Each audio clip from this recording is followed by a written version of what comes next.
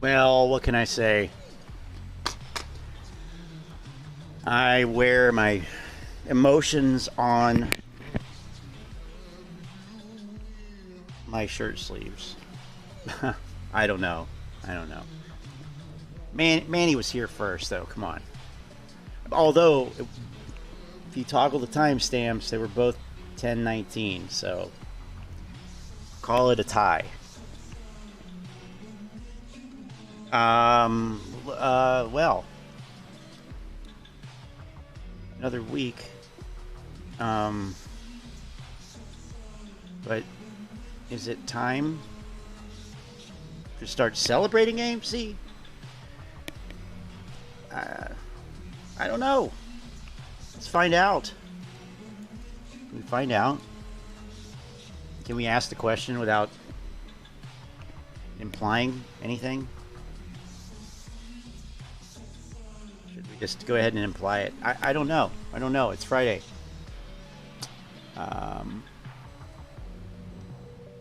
So, Chris, that's good to know. That is good to know. Actually, the 67th subscriber. Not the 47th. Well, you know, 67, 47. What's 20 subscribers among friends? Search history. History search. Search history, history search. By the way, how do you find that out? How do you figure out what subscriber you were in the pecking order? I'm not sure I would know how to do that. History search.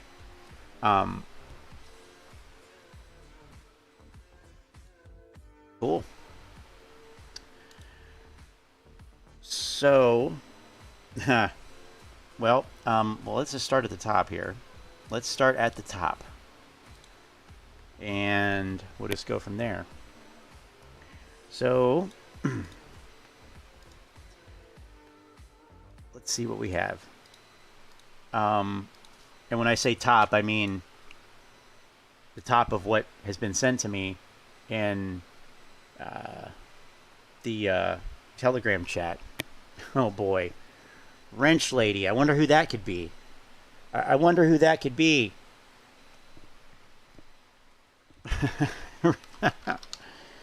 I mean, hey, if she comes in here, she's probably not going to like that. She's probably not going to like that, and you know, it's her prerogative. So, but I mean, I just wonder. Oh, look, it couldn't be you, could it? Couldn't be you. Now, I don't know any 65-year-olds, okay, that have time or the desire to troll YouTube channels like this. So I guess you have to get points for that. But, you know, if it becomes a nuisance, that's all I'm saying. If it becomes a nuisance, we're not here, you know, you're going to act out. So, Manny's giving the trophy to Chris. That's fine. That's fine. I don't care. I'm just glad that you're both here. So hey, you know. So we have this, and I haven't looked at any of these yet. I have no idea what's happening here, in terms of these videos, or pretty much anything by that. But AMC the Cult from Lewis, Mr. Bravo. I'm a little motherfucker. Hey, listen, I just got a message from one of the people within the community, and she was pointing something out that I forgot to talk about before. And here's the deal: if you're in AMC and then you're in this motherfucker almost like a cult, which Wait a I minute. told you motherfuckers, you're like. Wait a minute. Breaking news.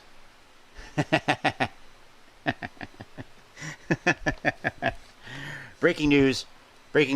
Well, anyway, I'm going to go back to the beginning. This guy distracted by a message. Distracted by a message. What's going on, my silly little motherfucker? Hey, listen, I just got a message from one of the people within the community, and she was pointing something out that I forgot to talk about before. And here's the deal. If you're in AMC and you're in this motherfucker almost like a cult, which I told you motherfuckers you're like a cult, like this is a cult. I ain't no cult leader. Yes, you are. For the love of God, when you're explaining it to people, take a moment to like talk to yourself. You sound kind of crazy. It could be. Okay, I want to point out the fact that this, I think, is the first time, like generally. Now maybe he did one other time, or whatever, but he didn't used to wear like expensive brands. Like he's wearing a North Face jacket, and yeah, it's not that expensive, but hey, it beats those $12.88 Walmart jackets he used to wear. I'm just saying, I've never noticed it before. Don't think it was there. Okay. Whatever, we're going to $1 billion. Next, it's going to be Patagonia. I get everything. But before you become alone talking to yourself in a parking lot, calm down, motherfuckers. Like I always said, we earn being in this play. If other people, you talk to them and they want to be in this play, whatever, like I get it. But at a certain point, I can get at how motherfuckers look at us like we're crazy. Not me, I look at the numbers, I look at the facts, I look at the people, and I look at what's going on. Like I said, a few minutes ago in the message, this 14 and change we just ended with, because of the cost of money right now, that shit feels like $35 to them. Don't fucking forget the environment we're in. That $14, they're feeling it in their asshole. So, love you motherfuckers, my fellow cult members. You motherfuckers are creepy enough to be in a cult. I don't know what you got to do afterwards. The Luna cult, Luna, all hail Luna. Sick motherfuckers. We even got a trans weirdo. Hey, Lou, I always wanted to be in a cult. Yeah, because you ain't got no friends. What the hell is wrong with this guy? I don't think he's 65. I love motherfuckers. Our cult sign, I don't know what it is. 48, that's maybe? The cult I don't sign know. Right there. That's the cult sign right there. Jesus you sick motherfuckers. Right. Sick motherfuckers, right. Okay, then we have this. We have this given to us. And I'm going to change this to, because I hate the new Reddit design. And it's not even new. I mean, it is new, but I'm an old school Redditor, okay? Like, I don't like the fact that you could only see one post. 2 posts per page on the new design. Anyway, AMC trading update. AMC closes out the day with an 18% gain, likely due to a short squeeze. Likely due to a short squeeze. Short interest is still 119 million, 23% of the free float. So short sellers are nursing 264 million in losses for the day. Now, Ortex, I have to ask. I have to ask if it was likely due to a short squeeze, and there's still 119 million, or 23% of the float shorted. How is that a short squeeze? How is that a short squeeze? I mean, are we to assume that shorts covered? Clearly, there was short covering today. Shorts were covering, and then new short positions were established to equal the exact same amount. This Ortex nonsense has gone too far. If you hype Ortex, okay, or for that matter, if you read it and believe it and say, oh, wow, 264 million, I better go out and buy some AMC, you're probably going to lose all your money. I mean, what can I say? This is nonsensical. Somebody explain this to me. Please explain what they mean. What does this mean? Likely due to a short squeeze. Short interest is still exactly the same as it was yesterday, though. Wow. I mean, how in the hell do they do this? How do they do this?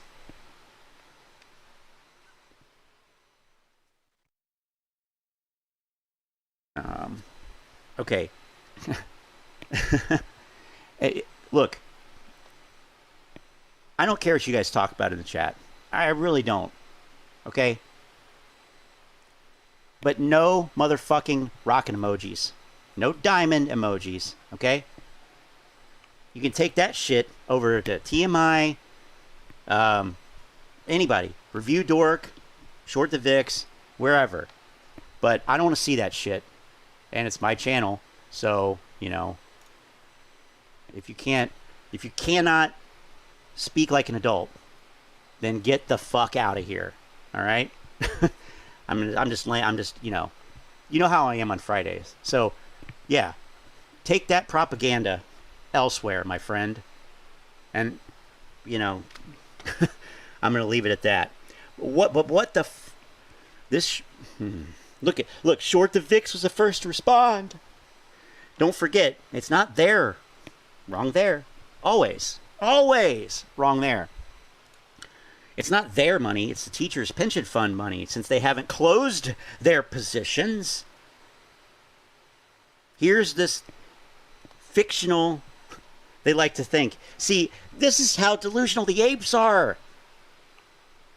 They've invented a new action. They've actually bifurcated the act of exiting a short position.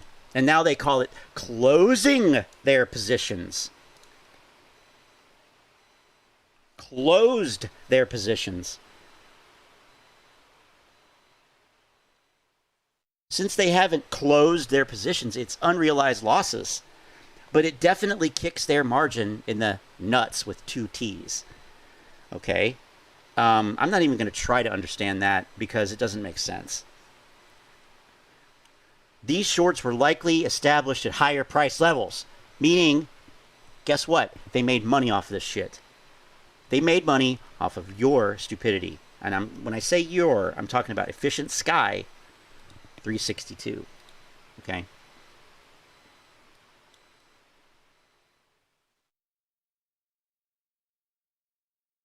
Not going to have an aneurysm. You will be long fucking gone before that happens, my friend. You will be long gone.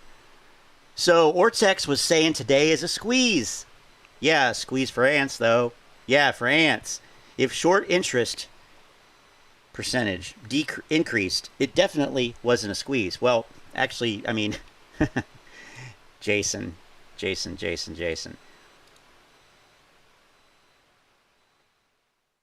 All due respect to Ortex, that doesn't make sense. Short interest, all-time high. Shares on loan, all-time high. Cost to borrow, all-time high.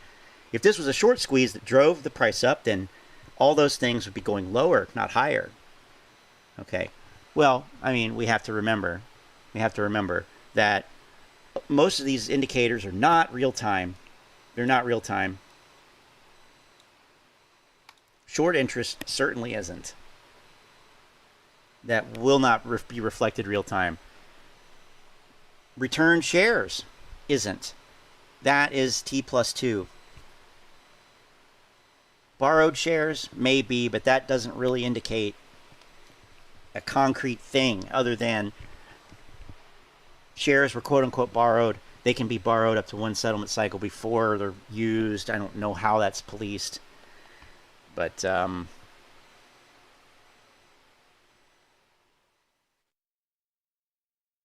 know, no, it's not. Now I'm just fucking with you, okay? Now I'm just fucking with you. But, you know, seriously though, I don't need the propaganda in the chat here. You can take it to any of your dozens of brain dead channels where you would be lauded for that shit, okay? So next time, I'm sorry, but I'm gonna have to just totally mute you, okay? You can think of something intelligent to say other than repeating the same bullshit, okay? Or, like I said, go over to Trey's channel. He'll be happy to have you. But, you know, I don't care if it drives viewers away. I don't care. How? Likely they're making up the losses by shorting the shit out of crypto. They'll let it recover some, then hit it again. Okay? Just won't be touching options. Won't be touching them. But you might be touched by the options. I think the devil is going to be touched. It's going to touch the devil. Okay. So, I mean, look. This could absolutely 100% be accurate. The question is, okay, what is the definition of a short squeeze? And, you know, in this context, what I would say, ortex, they used the wrong term here. They shouldn't have called it a short squeeze. Because this wasn't a short squeeze, okay? This is the vernacular. Short squeeze, like, is something that comes about as a result of short positions being trapped and having to exit unprofitable at higher and higher prices. Today, what we've had, you know, off and on, last couple days, no, you can't express your opinion. You can express what I say you can express, okay? Listen. We know that you are a fucking ape, okay? We don't need you to say it every 5 minutes. I don't need you to say that brain dead nonsense every 5 minutes. And, you know, you don't need... I'm sorry, you know? This is not a free speech zone, okay? And if you have a problem with that, see ya. Right? We're on fucking YouTube. Free speech does not apply. So, hey. And, you know, calm down. That's what we're going to be telling you when your shit goes to fucking zero. Okay? So, yes, we don't hate apes. We hate the grifters. But I have to say, no hope for his generation is starting to sound like a grifter with that shit. Okay? That's why I don't want it here. Okay? It's that simple. You sound like a grifter. And believe me, if grifters come in this chat, like, you know, other YouTubers, which they have, they get fucking blasted. Not even by me. So look, just calm down, okay? You don't even really need to have chatting privileges, okay? Because you need to listen. You are one of the people who needs to be listening here, not spouting the same shit, okay? So, look, next time you're gone, okay? It's not free speech. And that's that. So, we get it. You think it's gonna moon. All right, but we're talking about facts here, okay? So yeah, short squeeze is like that's what retail's trying to affect here. They are trying to bring about a short squeeze, right, by buying and holding AMC shares because that's what the influencers have told them to do. Okay.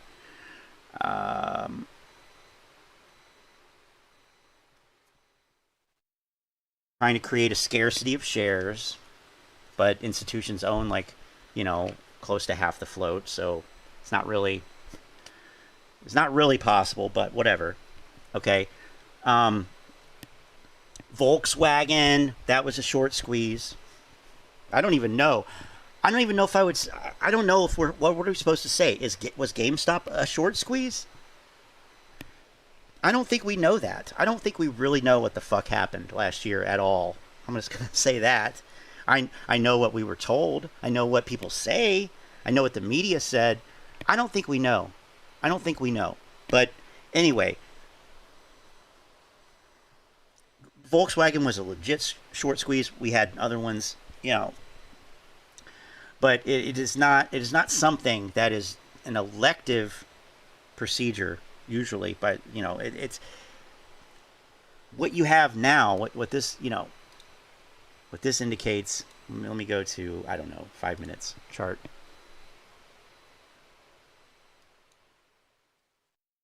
Like, I wonder how much I can push that guy. No hope. Before he just stops coming in these chats. Or am I actually perpetuating the problem? I don't know. I don't care. I don't do this for money. I'm not getting paid. I don't do this for money. So, you know, I'm not hurting my bottom line. Maybe hurting YouTube's bottom line. And that's actually cool. I'm cool with that. Okay. Fuck it. Let's go down to 1 minute. Okay. So there are several points here, but certainly these areas like this. Well, I did not want that. Did not want that.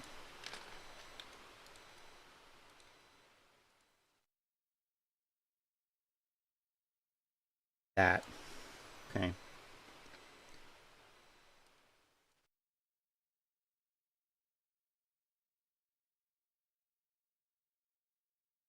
They love to do this shit around lunchtime. They love to do it at lunchtime. I think it set the algorithm. set an algo. You know, I mean, there's very likely more. I'm just pointing out the sort of the typical patterns that are seen here. Okay. Obvious stuff. You know, this. Come on. Bullshit. It's bullshit. It's you know, it's what Stimulate and Trey said. Fake pumps, right? Fake pumps. So anyway, this is short covering. That's not a short squeeze. This is not a short squeeze. Not a short squeeze. I mean, the price went up by $2.20. Okay. Now, I don't know. There's no criteria for a short squeeze. Like, oh, it has to go up 100%. It has to go up 1,000%. I mean, the one dude in here, Tanko Native. So I said it right that time. He comes in here sometimes. Tanko Native. And I think he said 20, 30% to him is a squeeze. Like, he's happy with that. He considers that like a large gain. That's the point. Short squeeze is like a large move. You know, a lot of profit quickly. And a short squeeze, you know, comes about due to shorts covering, but it's generally, you know, assumed that that's like that's not something that they were necessarily planning on doing that day. They kind of got trapped and they got screwed and they have to get out and they might get out at a loss. That's the classic short squeeze. Okay. What you had today was just a short covering rally. It happened across the market. It's been happening across the market for the last couple days. So, Vortex, you know, I mean, and I have to, you know, I'll give the apes credit where credit's due. They see through this shit. Now, they still think, you know, they still say stuff like, well, since they haven't closed their positions, it's unrealized losses. I don't know what that means. If they bought the shares back, that's covering, and buying is an order that's filled and it gets settled through the DTCC and the shares get returned. That is closing a position.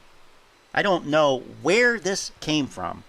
The fact that the apes literally invented, they splintered short covering, and now and there's two parts. There's covering and closing.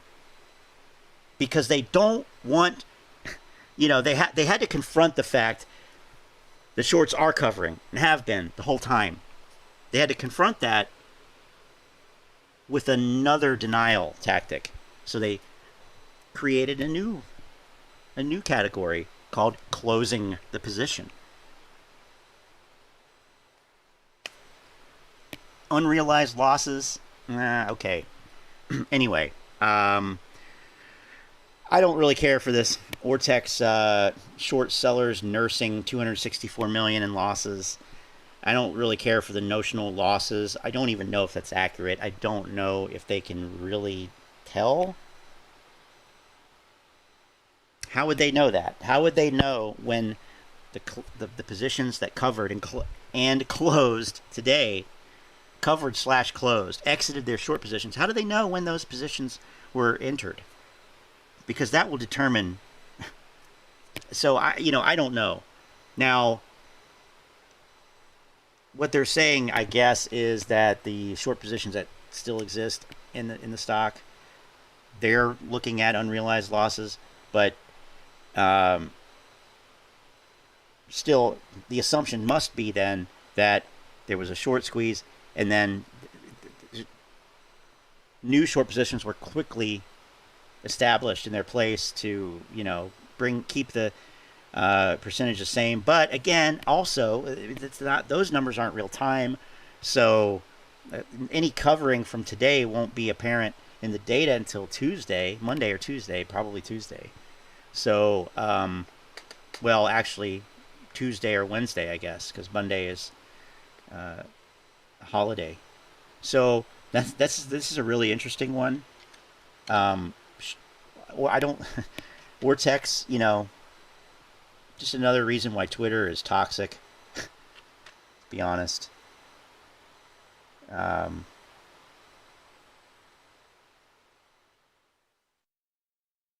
And hopefully doesn't include options contracts. What does that mean? Well, since we closed above 14, around 70,000 call options were in the money. And around the same amount of put options were out of the money. I want to know what that equates to. That's a good question, but I'm a tard and have no idea. See? Like, okay, because you've heard, and we heard this yesterday when we looked at this. We looked at Short the Vix's little video. And they talk about, oh, look, there's going to be this many contracts in the money and this many out of the money and da-da-da-da-da. Like, so now you have these fucking, like, Muppets or lemmings going around saying, well, since we closed about 14, around 70,000 call options were in the money. You don't know that. Where'd you get that from? Stonko Tracker? Stonko Tracker. Okay, cool. Most of these contracts were sold before expiration. Probably 5% of them were exercised, if that. So what does it mean? Nothing. It means nothing. Means nothing. And plus, by the way, they're all at different strike prices.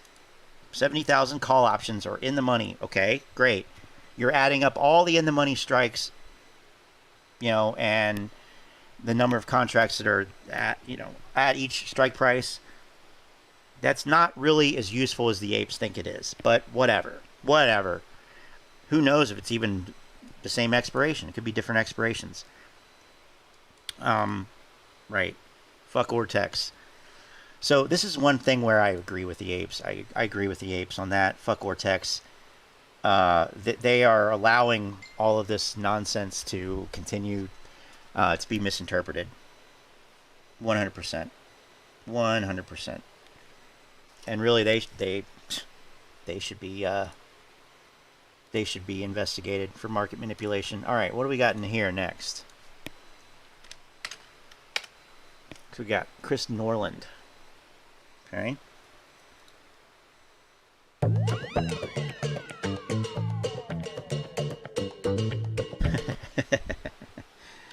Okay. All right. Letting this get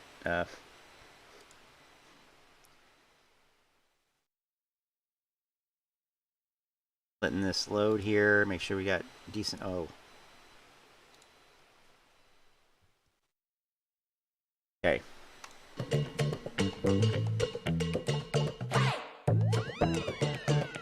Cool music. Wait, that is a funny looking. What I mean when I see, what I see, what I feel, when I dream, when I be, I'm a freak, what up?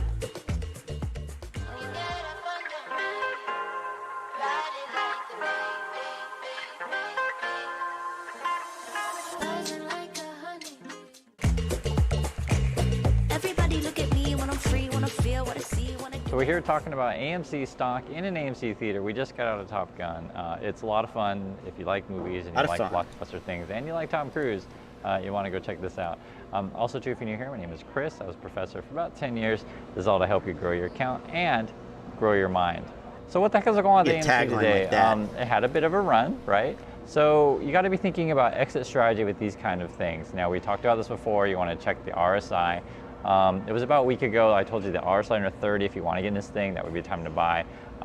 When we were recording this, RSI was around 45. I don't know the exact one because we're at the movie theater. But if this is going to run into next week, RSI goes above 70, you got to seriously think about getting out.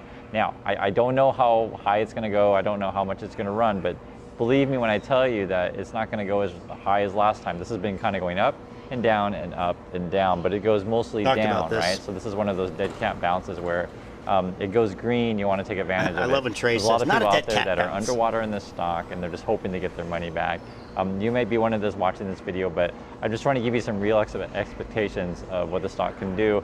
No one else will tell you the truth except for me. I'm telling you the real.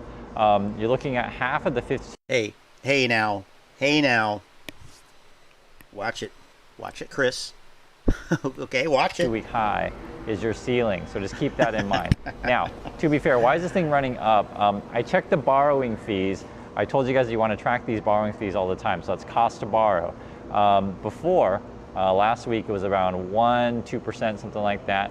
This morning I checked it and it was actually running at 5%. Later in the afternoon it jumped up to 8%. So this is definitely putting pressure on the shorts. That's a real thing. I'm keeping the numbers real with you. However, just to put things in perspective, I checked the borrowing fees on GameStop. It's at 70%, which is really high. If you don't understand what a borrowing fee is, let me explain it to you. When you short sell a stock, you borrow someone else's share and you got to pay a fee on that. That is a yearly fee. So the GameStop fee is like 70% a year, which is very high. The AMC stock borrowing fee is around 8. So, you know, I don't know what it is right now, like right this very minute, but as I checked last time it was about 8, which is reasonably high, but not crazy high. So we're gonna check the borrowing fees, we'll check it again next week. In terms of like, some people say, you know, should I sell it now, should I wait? Just watch the RSI. Watch the RSI and you watch the volume. If the volume ever gets above, say, 200, something of that crazy numbers, then you might have something happen. Volumes though for AMC is usually like the average is around 40-50 million. It's just not enough to push it up. Unfortunately, you know, this is just the reality. AMC, and I'm at AMC, I like AMC, I support the movie theater, but they have a lot of debt. They have $5 billion in debt. They're losing about $1 billion a year. Now it's true, movies like Top Gun and I think Jurassic Park and Thor are going to come out, but it's probably not going to be enough to save the movie theater. It's just not a profitable business. This particular movie though, when we were in the theater, there actually were people that showed up, a lot of older crowd. Usually when you come here, I mean, keeping it real, usually the theaters are empty, but people are coming out to go see Top Gun. So you're going to see a lot of like press and stuff like that of AMC people say, hey, Top Gun, blah, blah.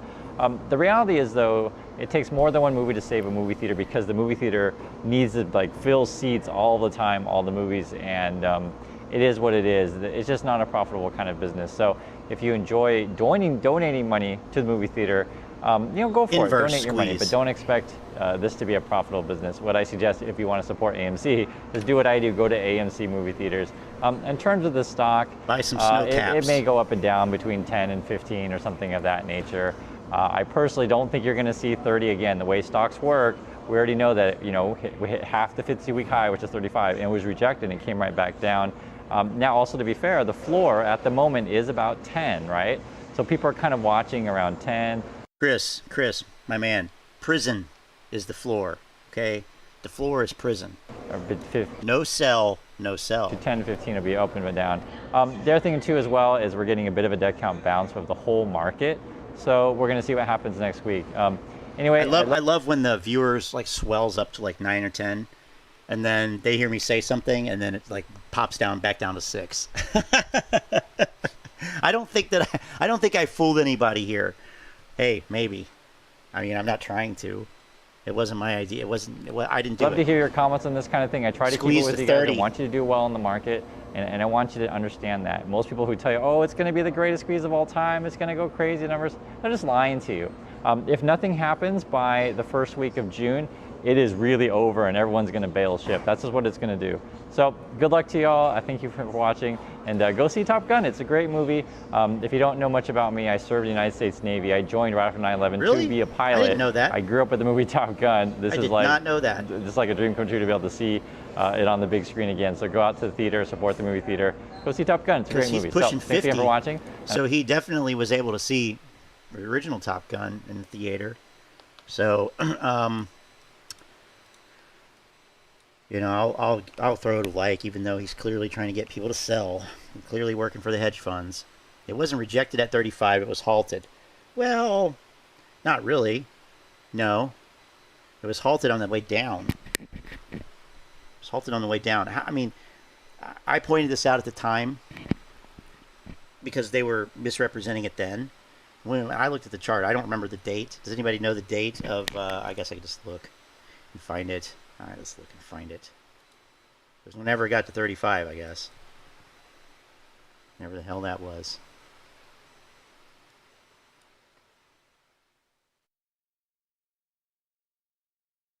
Here it is. Another squeeze aborted. Right. Okay, so it was March 29th.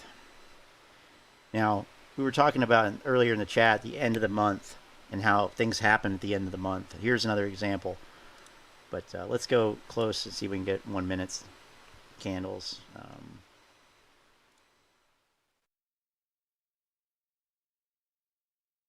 March 29th. Fine. Come on, trade and view.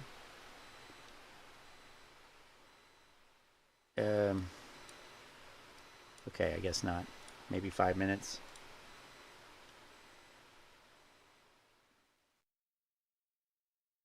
Not everybody who points out the truth is a hedge fund manager. Okay, that was a joke. Because people say that about me.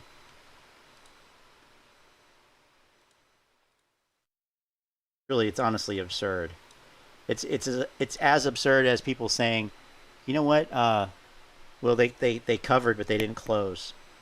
Just making shit up. Just making shit up. All right. So as you can see, the red candle is actually bigger than the green one. So I'm not sure what the, I guess I could just look. This is over a 5 minute period. And the rules, you know, the rules are very specific about the price movement over a certain period of time, you know, yada yada, but and I forget off the top of my head, but and only certain orders count or something. I forget. I looked at it at the time, and we went into we did a deep dive, but that's the instance right there. So, and I guess I can't see the 1 minute candles, but due to the 10% over rolling 5 minutes, and there's another stipulation too. Remember, they look at the change. They look at the change like every whatever. Just look it up. It's something like that. Yeah. But yes, it's 10% over rolling 5 minutes. But there's another component too, which nobody talked about. And I suspect that it, I mean, didn't really have, you know, the data. This is actually, yeah, limit up, limit down website. Oh, the limit up, limit down has a website. Look at that. Yeah, this is what I looked at before. So price bands. Yeah, that's right. Okay. So first of all, they apply a formula, which is the arithmetic mean price of eligible reported transactions over the prior 5 minute period. The reference price is updated after 30 seconds only if the new reference price would be at least 1% away from the current reference price. So after 30 seconds, they look at it again, and if it's 1% away or more, they update that reference price, and that's the price that is used to calculate the limit up, limit down.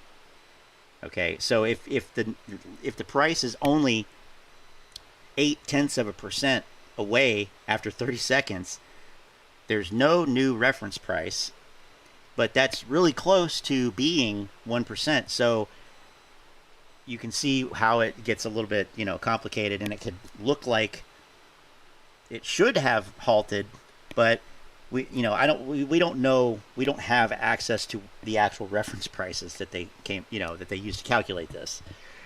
Anyway, and I don't, eligible reported transactions, that is, excluding some transactions, and I don't know what those refer to. So anyway, that's something we looked at before as well. You just told us that the whole AMC squeeze thing was all BS. Well, that's what he's been saying. That's what he's been saying. This guy is obsessed with AMC not squeezing. These are all the same comments that I get. In the event of a squeeze, your channel becomes worthless and loses all credibility. I hope you're aware of that and are willing to ride your channel into the ground, because switching sides last second ain't going to save you. What does that say about all of the AMC pumper channels then? They are already worthless and have no credibility. Right? I think so. I think so. I think so. Obviously you shorted AMC. I hope DOJ catch you for manipulation. How? Why? It's not obvious. And he actually, I think he said that he did at one time.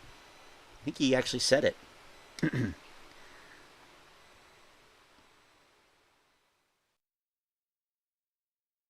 You tried too hard. I get that too. From Grandpa there in the chat. Dude, what did I tell you? What did I fucking tell you? Jesus Christ. You guys are pathetic. Fucking pathetic. Alright, what's next? Anything? We don't have anything. Okay.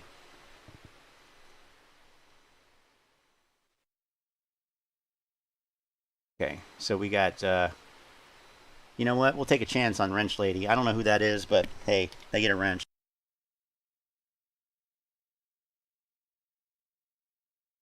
Not a wrench like this.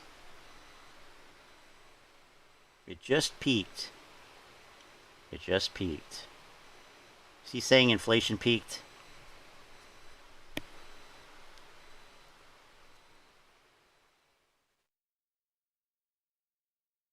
Huh.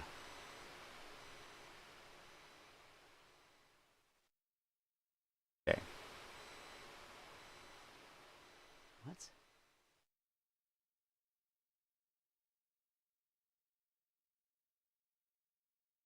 Some propaganda right there. I kind of want to see this. The situation's never been better for retail. Let's talk about why we brought you on this morning. That means that the market is going to fucking crash on Tuesday, as far as I'm concerned. Yeah, it's never been better. Come on in. The water's fine. Water's fine. That's what we've seen happening in 2022. Obviously, you've lived through what happened in the year 2000. That's when we had day traders. They all kind of disappeared after the dot-com bubble burst in 2001. We have retail traders now. We don't call them day traders. We call them retail traders. And these people have seen some severe pain, just like every investor has over the last many months. What's different now versus 2000? What's the same? I think what's the same is, first of all, as you pointed out, everybody got hurt. It's not like just day traders or retail traders got hurt. Everybody got hurt. I think the phenomenon is the individual trader, the trader per se. So back then, what the trader has was the same is they had 4 or 5 years of an incredible market because of the internet that allowed people to trade online. So that's what day trading became a pretty good phenomenon. Today, we've had a pretty good last 4 years or so. What happened then? We had the dot-com bubble burst. And that lasts for 3 years. And now for the last 5, 6, 7 months have been really, really difficult. What traders need, what a day trader needs, a retail trader needs, he needs or she needs a bull market. When things are going well in the marketplace, people that trade regularly every day do very, very well. When things don't go well in the marketplace, they suffer. We pretty much wiped out all the retail traders back in 2000 to 2003. And I have no doubt at least 50% of the traders that existed 3 or 4 months ago are thinking about whether or not they should even be in the business. One of the other things different today, though, is the retail trader is a little bit better organized. They've got better technology, got better risk management tools. You get price improvement on pretty much the majority of your trades. The trade happens almost instantaneously, and you get it for free. So that would be one advantage today for the trader versus a couple of decades ago. But in both cases, it's really painful. Literally Joe, for the big question for the markets as a whole, also for a lot of the firms that have been kind of rushing to serve that sort of retail customer that was interested in free trading, frequent transactions, weekly options, all the things that were very easy, but maybe were not as fun anymore when the market's going down. Can they be converted over into longer term investors? There's tons of tiny accounts. Let me just interject here, okay? I really don't like how the media, the financial, quote unquote, financial media, basically is long only. They are long only. And he's saying it. It's like, oh, stocks have to go up in order for retail traders to profit. That's nonsense. Retail traders can short stocks. They can buy put options. They can sell calls. What is the aversion to profiting from the downside? I mean, it doesn't make sense. And what it does is it fuels on this, for lack of a better term, stonks go up mentality. Herding into stocks. I don't like that. And, whatever. It's just something I don't like because they don't always go up, but they don't have to. You can still profit. And it's just, having more tools in the toolbox. And not even really more complicated tools. It's not like you're switching from a chisel to a lathe. You're just changing the bit on the router, so to speak. Okay. Anybody else notice that? Media only talks about long. They don't talk about, other opportunities. We'd love to just be kind of a all-in-one financial home, a hub for these people. But what are the prospects that can happen? Because we talk about free trading. It's never been cheaper to be kind of an easy buy and hold, just lock into an ETF portfolio for the long-term investor either. Mike, I couldn't agree more. I think, first of all, it's never the situation for the individual investor or the retail trader has never been better for the reasons we've talked about. Secondly, when we talk about Robinhood, really caters to that type of trader. I think Robinhood's got to do a better job of diversifying the revenue stream. So I know about adding derivatives and adding pieces of that, but people really have to learn and be comfortable what to do with them. And frankly, they can think about those instruments more in terms of being able to hedge and things like that. Okay. The vast majority of the retail trader, though, has not learned that yet, in my opinion. I don't believe that. And we need to do a better job helping providing them with information and tools that help them learn that. Coastal Carolina University. Talked about, I think over time, especially if you get whacked around in the market a little bit as a day trader, and you start to learn more about the markets, I think you start to learn a little bit more about the wisdom of what it is to become a strategic long-term investor. And the first part of that is making sure you have a discipline. And the other thing that would help investors today is buy and hold. You're not trying to pick a bottom, you dollar cost average in. And those are all very, very, very strong principles for any individual investor, and frankly for many institutional investors as well. Was he going to say dip buyer? Dollar cost average in. And those are all very, very, very strong principles for any individual investor. For the day trader, frankly, for many institutional investors as well. You know, the reality is we saw a lot of investors who got burned so badly in 2001. Harvard State, that's where they Al walked went. away from the markets for, 10, 15, 20 years. Maybe they haven't come back in. Yeah. This is a whole new generation. Are they going to have that same Yes. bad taste in their mouth? Are they going to be turned off to the idea of what it means to be an investor? And will even if,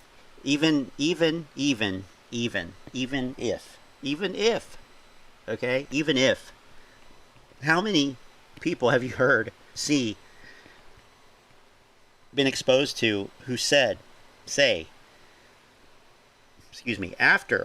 after, once it, blah, blah, blah, blah, okay, I'm taking the money and I'm never investing in the stock market again. So I can only imagine that if it doesn't, are they going? Nah, I don't think so. So I think the answer here is clearly a resounding yes. Well, that hurt them from the perspective of not being savers. What does that mean for market levels overall? Yeah, the dot-com bubble burst in March 2000. And that recession was very serious and lasted 3 years, right? So far, what we've been going through now has been very difficult this year. But we're not close to 3 years yet. So the pain you feel over a 3-year period is what pretty much wiped out the retail investor back then. We still have a little bit more time to go before something like that happens. But there's no question, Becky, that many of them have really been hurt. And I have no doubt that some of them have already left. But it's not as painful for as long as what 2000, 2003 was. Okay, sweet. Let's see here. We have comments. Market manipulation, the struggle is real. I mean, I think that at the end of the day, you have to be able to take this information and I don't want to say ignore it, but say, okay, here's what the media is saying. Here's what the media is saying. And I'm sure he's heard of a put.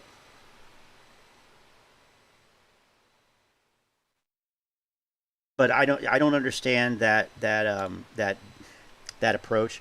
Now, I believe I've heard Tom Sosnoff over at Tasty Trade talk about this too.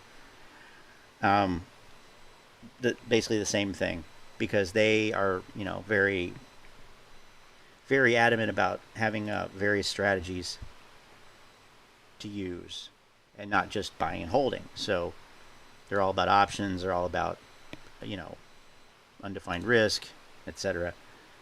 But since we're in this media groove here, let's keep going with CNBC. And so they say that we're about halfway through this bear market rally. Okay. All right.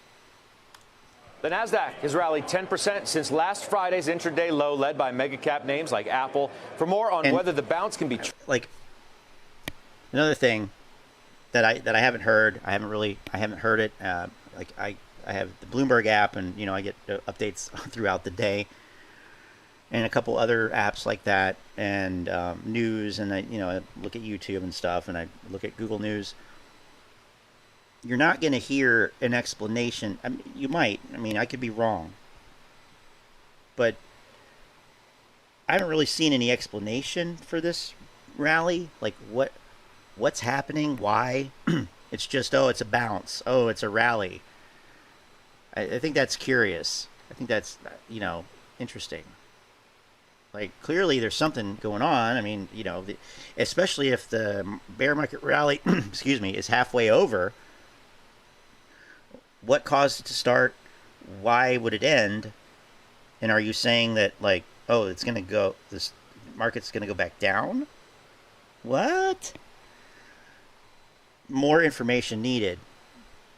We'll see if we get it. trusted? Let's bring in Mark Lehman. He is JPM Securities CEO, and Gene Munster, Loop Ventures Managing Director. Gene, I'll start with you because I know you follow Apple almost closer than anybody else. Look at these dudes. About 8% cool. this week. So what from here? I think we're going to see a nice bear market rally. There's a lot to love about these rallies, and they can be pretty significant. I think Apple's going to participate in that, Scott. And if you look at the frequency of these rallies, they've happened 16 times since 2000. And the magnitude has been surprisingly impressive. They're up 22%. So just to kind of frame in that, you mentioned the NASDAQ up 10% over the past week. That would suggest that this bear market rally is going to, we're about halfway through it. There's still another, call it 12% upside to this. And so I would say this, enjoy this, but be brave as tech investors, because we are not through the bottom of this. And if I may just continue with the thought quickly, is that a bear market rally will end, all good bear market rallies end until there is visibility that fundamentals are improving. And if we fast forward a month from now and start thinking about how investors are going to be positioning themselves for the June quarter results, I suspect that we're going to see some cautious anxiety amongst investors, because the March quarter, we looked at 20 tech companies. 11 of the 20 largest tech companies had negative commentary regarding June. We think that that is going to stir concern from investors. And so, put it simply, Scott, just enjoy this ride the next 10%. Shorts and are then covering. Batten the hatches down. Short positions are covering. You're getting a bear market rally, but the fundamentals really haven't improved. Like, the guidance is still applicable. So you're going to see, an increase in supply. You're going to see, the prices go back down, by the end of the quote unquote June quarter. So, that's what I'm hearing. Because it's going to get bad. I mean, I think, Mark, a lot of people would take that 10%. That sounds optimistic. I don't know whether you believe it or not. Do you? Well, you're right. I think most people would take another 10%. I was on the show a week ago, and it's up 10% from then. And that Friday, a week ago, everybody was chiding anybody who talked tech positively. So that's how fast things can move. I do agree with Gene. I think we're going to start to look at the June quarter pretty soon. But we've seen some numbers in the last few days. You looked at Workday's numbers when they reported and others. And expectations and analyst guides are going down. And at the same time, some of these stocks are performing just fine.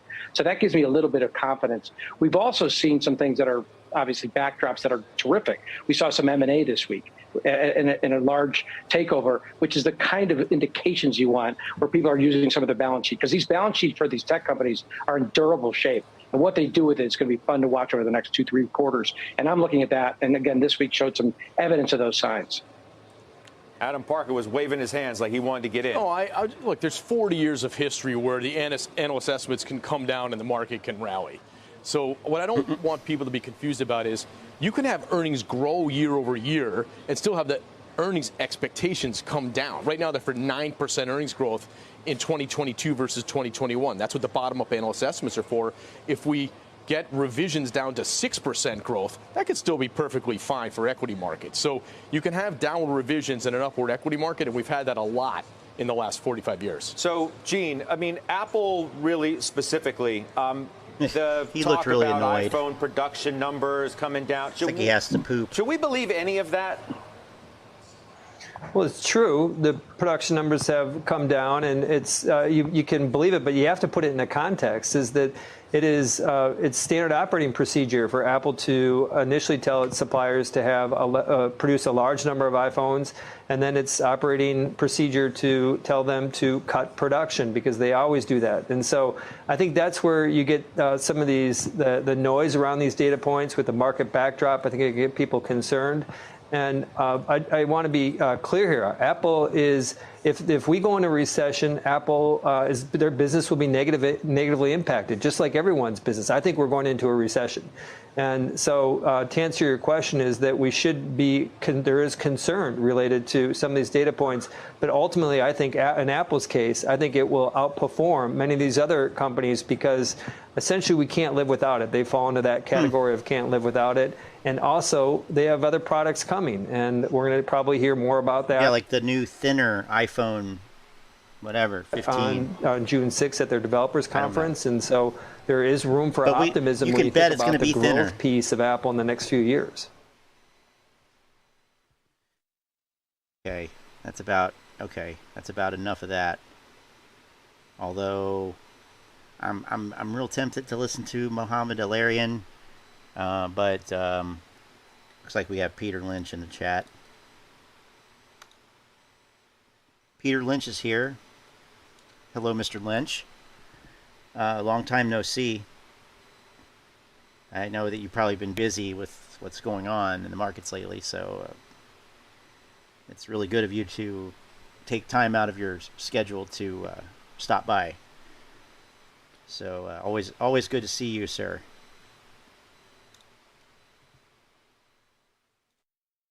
What's my price target next week? I don't know. I don't have a price target. You know, I could sit here and say, oh, I think it's going to go to this or that. I have no idea. Nobody does. The question is, you know, well, I mean, it's not even a question.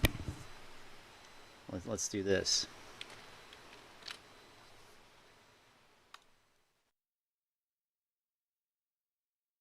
Okay, the question is, the orange line is the S&P 500, or the SPY.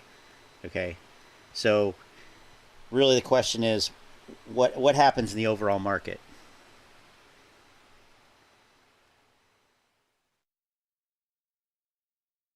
And then, you know, kind of the answer kind of, you know, is kind of just branches off of that.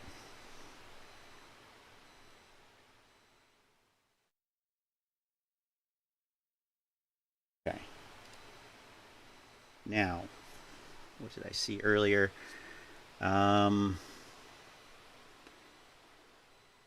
Gamma ramp incoming. Okay.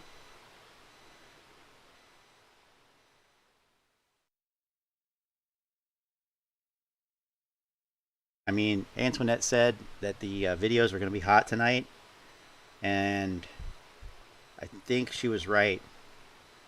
I don't even know where to start with this, but these 15, you know, people need to realize you got to keep it under 10 minutes. You know, that's the algo likes that. No, people like that. By the way, actually, that reminds me. Tom Fuzzulo put out a video earlier that just, you know, it's just, I don't even see it. By the way, John Wick Sniping is still MIA. No video for 4 days now. 4 days now. I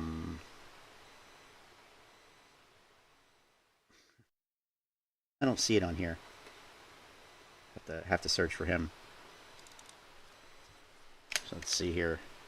We got a question here. You think buying puts for August is a good idea? Could be. It could be. You know, like I was telling someone earlier, you know, where are you buying the puts? You know, at the money, in the money, way out of the money. Do you think, if you think it's going to go up to 30, then, you know, I wouldn't buy puts yet. And I would wait for whatever that localized top is, and, you know, and find a reversal signal and then buy the puts. But I mean, I think it's probably not a bad idea. Again, if you think it's gonna go down. So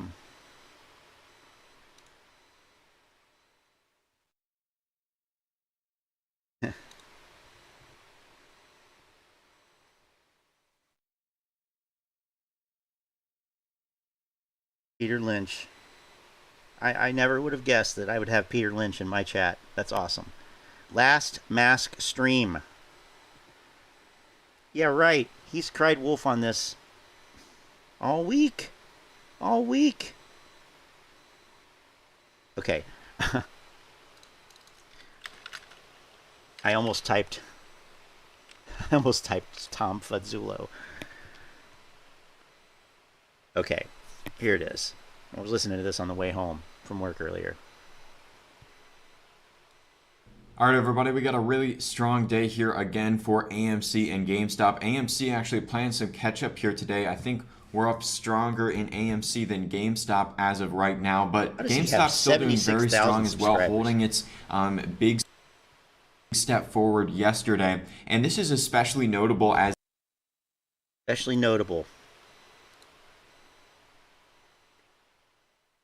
for business inquiries. I might have to email him. As this is happening on a Friday, which means that we're going to be seeing potentially, if we close in the green, which hopefully we do, we could be seeing a lot of option contracts expiring for Citadel and other short selling hedge funds out of the money. And this could be a really strong hit against the short selling hedge funds. But that leads us into the top. Right? I mean, right? Because, yeah. Which hopefully we do. We could be seeing a lot of option contracts expiring for Citadel and other short selling hedge funds out of the money. And this could be a really strong hit against the short selling hedge funds. But that leads us into the topic of today. Okay, Tom. Is what is their plan moving forward? We're heading into a 3-day weekend. This is very notable actually because we've had 3-day weekends that have slowed us down in the past with these meme stocks. 3-day weekends are a great time for momentum to be lost, and it's a great time for emotional and psychological manipulation to be inserted into the market. And so we're actually going to be talking about this because this was something outlined from a 2017 interview with Ken Griffin. He talks exactly about what we could be experiencing this 3-day weekend for Memorial Day, where there's the psychological aspect to the market. As much as people want to think that they're perfectly reasonable, and as much as we want to think that we're independent and we aren't manipulated by exterior factors, the truth of the matter is that psychology plays a huge role in the market. And I kind of want to review some footage of Ken Griffin talking about this before we head into this 3-day weekend, because I think that this is the strategy they're going to be taking. I think that there's going to be a media storm this weekend. I think that there's going to be a lot of bots, comments, etc. I mean, even if this video gets enough views, I'm sure there will be bots in the comments as well. Let's take a look at this clip. This is Ken Griffin talking about his psychological tactics and how he takes advantage of human psychology. Okay. And then we're going to be discussing a little bit more of AMC and GameStop. Industry is quant. I know Citadel does both. How do you look at recruitment for quant versus fundamental these days and the application of more technology in your trading? Well, there's been a rise of quantitative trading strategies over the last... Okay, now, I just want to point out that Kenny G here is talking about quantitative trading strategies. Okay? I'll go back and we can hear the question, but you know, he's looking, and it said Qantas. It's not Qantas. That's an airline. Is quant. I know Citadel does both. How do you look at recruitment for quant versus fundamental these days and the application of more technology in your trading? Well, there's been a rise of quantitative trading strategies over the last 30 years, and today we're at probably a peak in capital deployed with these strategies. This is part of the march of progress forward. There's an understanding that many dynamics of how humans behave can be, in a sense, taken advantage of by technology. If we know how humans behave and we can predict that, we can use that to better position our portfolios. And okay, he's really going to hype that. He's going to, you know, of course, everybody's seen this clip or a clip like it. But I'm just going to go back and listen to it again because there's a lot of words in there, a lot of syllables. 30 years, and today we're at probably a peak in capital deployed with these strategies. This is part of the march of progress forward. There's an understanding that many dynamics of how humans behave can be, in a sense, taken advantage of by technology. Okay. I think everybody's kind of experienced this. Even if it's just something like watching a chart and seeing a huge green candle pop up, watching it pop up and just keep going up and up and up and up and up and up. Like several dollars in one candle. And so the general thing that most people feel is, oh, I need to get in on this, right? I don't want to miss out.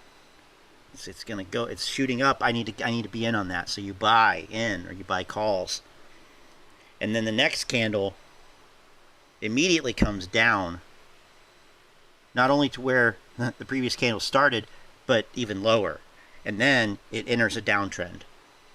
Okay, that's the kind of thing that I believe he's talking about here. And what is that really? Well, I mean, it's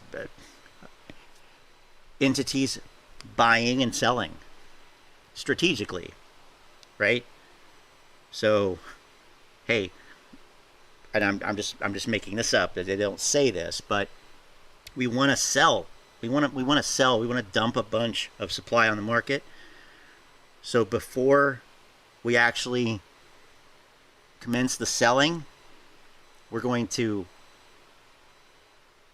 have a very short but very intense buy order or series of buy orders, and then we'll commence the selling. That's the kind of thing that I believe he's talking about here. Let me know if that, you have another example or whatever you think, but I mean, that's the kind of thing that everybody, I think, has experienced. Behave can be, in a sense, taken advantage of by technology. If we know how humans behave and we can predict that, we can use that to better position our portfolios. And a number of quantitative strategies rely upon human biases and behavior to be successful. So as we understand this, look at the recent Nobel Prize in Behavioral Economics. As we understand this, we will use computers in new and innovative ways to better drive the pricing of assets in financial markets. Now I want to talk to you. Okay, so this importance cannot be understated. This is exactly what we experience with AMC and GameStop. Now, we have seen from reports of financial reports directly from Citadel, Melvin Capital, etc., that they have a budget allocated to basically manipulating the social media sentiment through bots and through different influencers and through different. So here's where Fudzulo just, totally misses the point. And he talks nothing about actual quantitative strategies, and just is talking about social media manipulation and bots in his comments of his videos. So, different whatever. Comments, etc. And this is something where it seems a little bit pie in the sky, but this is exactly outlined by Ken Griffin in 2017. He says that we have a way of taking advantage with technology of human behavior and human biases. And what he means by this is exactly what they've been trying to do this whole time with this rally. This means influencing CNBC, Fox. That's not what he means, though. Like, he's talking about trading strategies. Like, it's not innovative at all to go put a bunch of comments and, get the media to run a hit piece. That's not innovative. I'm not saying it doesn't happen, but I'm saying it's not innovative, and that's not what all of this money has gone into R&D for. It's just this trying totally to do this whole time with this rally. This means influencing CNBC, Fox Business. This means that going onto Reddit and upvoting certain things and downvoting that's what they use that's what they use their powerful supercomputers for.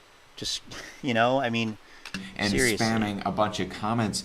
If you're whatsoever familiar with this community, you know that this happens a lot. It's not something that is in the shadows. It's something very blatant and something that happens all the time. This is something, though, that it's very important to hear him talk about this, because we need to be prepared for this weekend. We need to get, people, especially the newer investors who may just be re-entering their AMC or GameStop positions. We need to get them updated on this stuff, because this is going to be the tactic this weekend. If it doesn't work this weekend, totally it's going to be this week.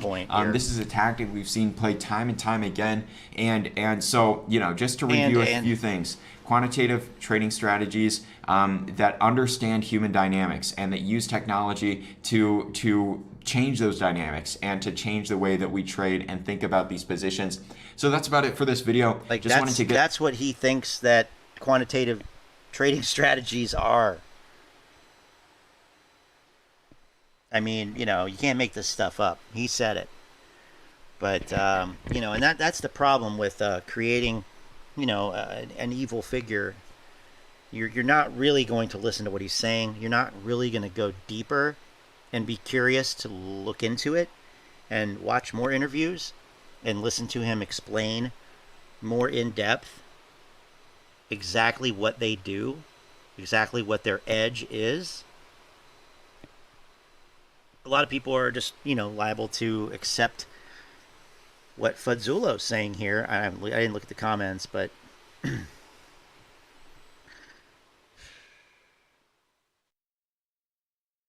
in computers we can manipulate people's emotions through price action and make money from it. That time is over now? I don't see it being over. But... and they don't solely rely on artificial intelligence. That's not true. What he has done to himself, like all these comments are just, you know, just parroting the ape narrative. I understand now Ken Griffin method is being used against him with all the memes and we're not leaving. AMC to 100,000 might be cracking. Wait, 100,000K. 100,000K. Man, y'all gonna be fucking rich. Why aren't we tagging Congress members? We need hearings on this crime spree. I mean, crime spree? Not really.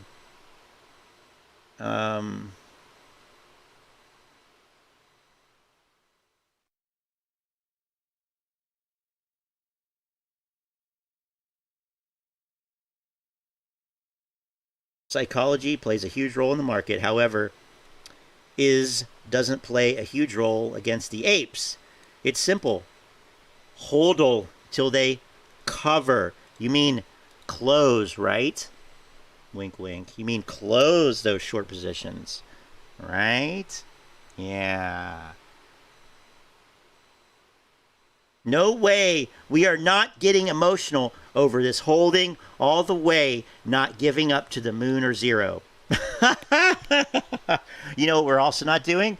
Using punctuation. God. Oh, Elaine. Always a joker. Yeah, they didn't also expect millions of us to figure out the quote-unquote market, and definitely weren't expecting people to stand up for themselves and hold. They could take Amy down, sorry, it looks like... they could take Amy down to a penny and we'll buy more. They're already 2,000 feet underground as it stands, and I feel this week's turnaround is us starting to shovel the dirt back in, and when it rips, it's us throwing away the shovel and just jumping in the bulldozer. Crazy Ape is actually proving Ken Griffin to be correct. He's actually, in real life, 7 hours ago, he demonstrated the genius of Ken Griffin's strategy, and he doesn't even know it. You follow me? You see what I'm saying? Do you see what I'm saying? I feel this week's turnaround is us starting to shovel the dirt back in. And when it rips, it's us throwing away the shovel and jumping in the bulldozer. What he's saying is he's saying, hey, yeah, now the buyer, the apes showed up today, man. We bought, because that's what we do. We buy and hold. We bought shares today, and the price shot up, and it kept going up because apes kept buying. This is the buying. Remember when I gave the example of what I believe Ken Griffin was talking about? You're going to sell a bunch, but before you do, you buy a lot. Create the impression of accumulating positions. That's the same thing, just played out over time. So here's an ape, you know, who thinks that he's smarter than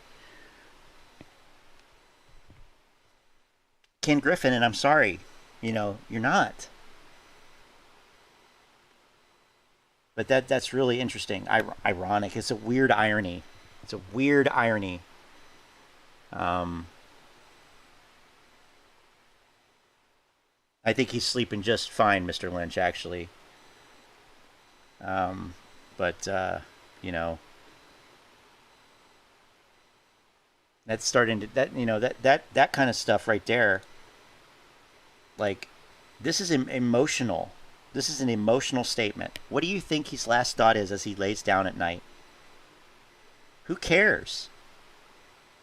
Who cares? He's making a shitload of money. He made a shitload of money. He's making a shitload of money.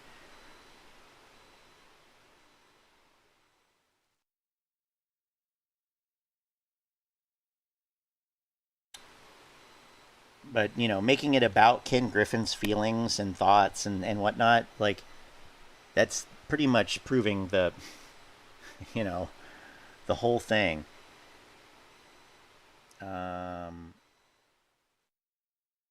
I've been dead inside for almost 2 years. Drop it back to $5. I'll triple my position. Go ahead.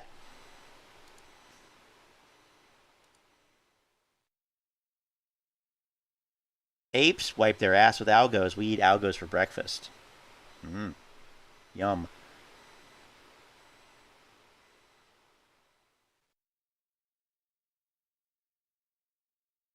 Wonder what their plan is to combating our buy-only strategy. Well, here's the thing too. We were talking about this in chat earlier. Last year, a lot of people thought that something was going to happen. Okay, but it wasn't really a certainty. It never is. And especially the dates. Yeah, people talk about dates, they talk about this or that, but last year it was a lot more naive. It was a lot more it was a lot more virgin, if you will. So no,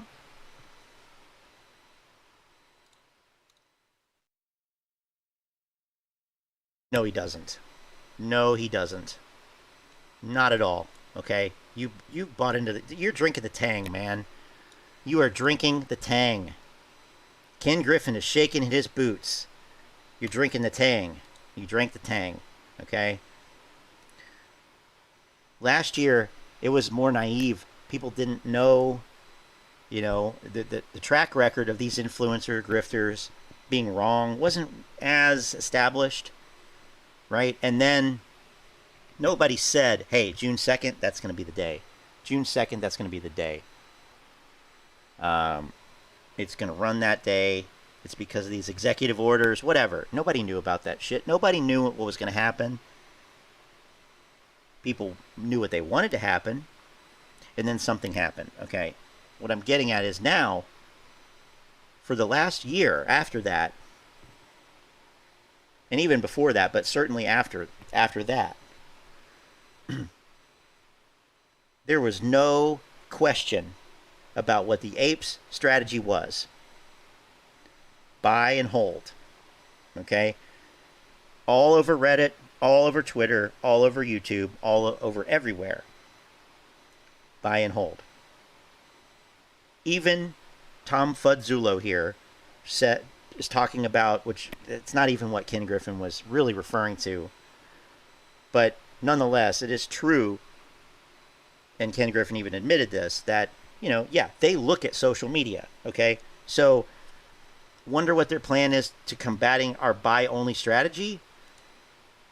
Who knows? But you can be sure that they know that you are only buying and holding, supposedly, which even in and of itself is really false.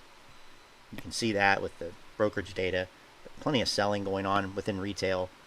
But they're not the apes! Okay. And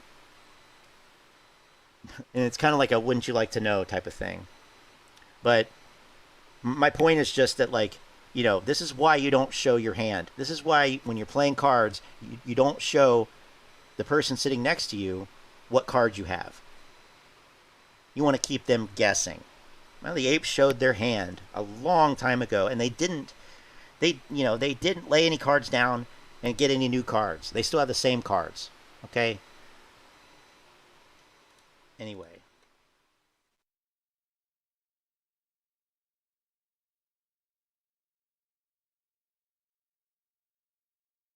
Okay. Peter Lynch is, I think Peter Lynch has been compromised. I think Mr. Lynch has been compromised. Yeah, please bring back the soul of Peter Lynch. Now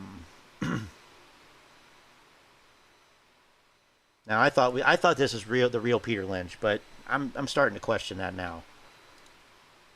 So why are we trading against people when we're just trying to invest? How can anyone be allowed to have that power? What? What the fuck? Why are we trading against people when we're just trying to invest? How could anyone be allowed to have that power?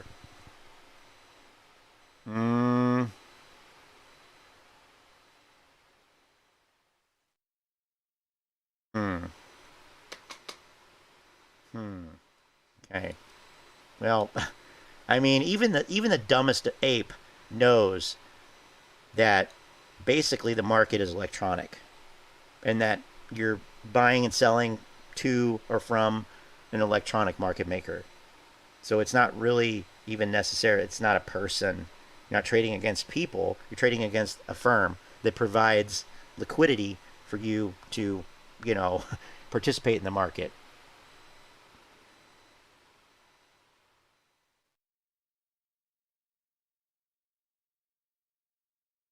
Record-breaking Top Gun 2 weekend is not good time to say the movies are dead. FUD won't work. Who says the movies are dead? Who's saying that? Who said that in this video? Oh, it's just, here's a straw man argument for you. Who says the movies are dead? FUD won't work.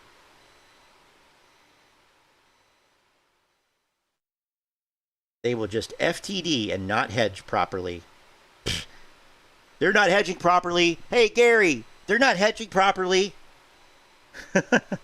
God. Ay. Ken Griffin, get the money printer out. You mad at us, retail?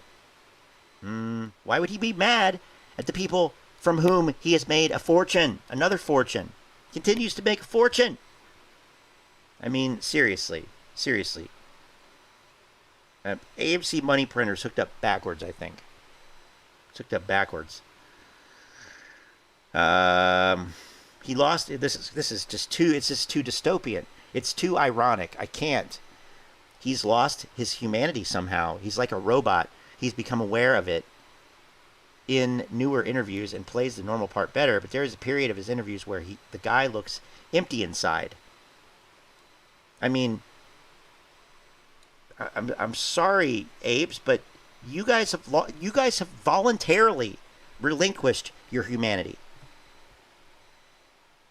You have intentionally limited your strategies.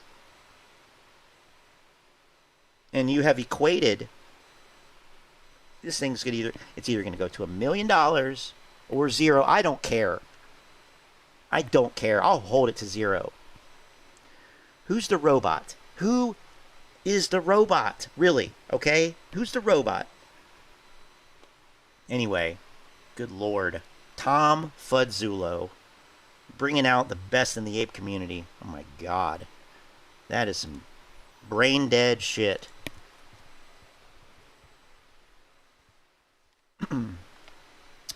So, all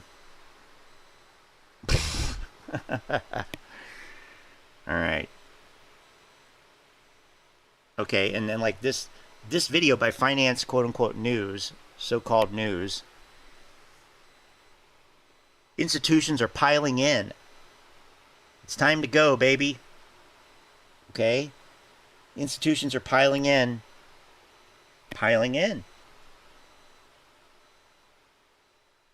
But I want to hear Andrew No Money. Let's hear Andrew No Money. The honest truth, completely unedited, directly to you, based on my feelings. Watching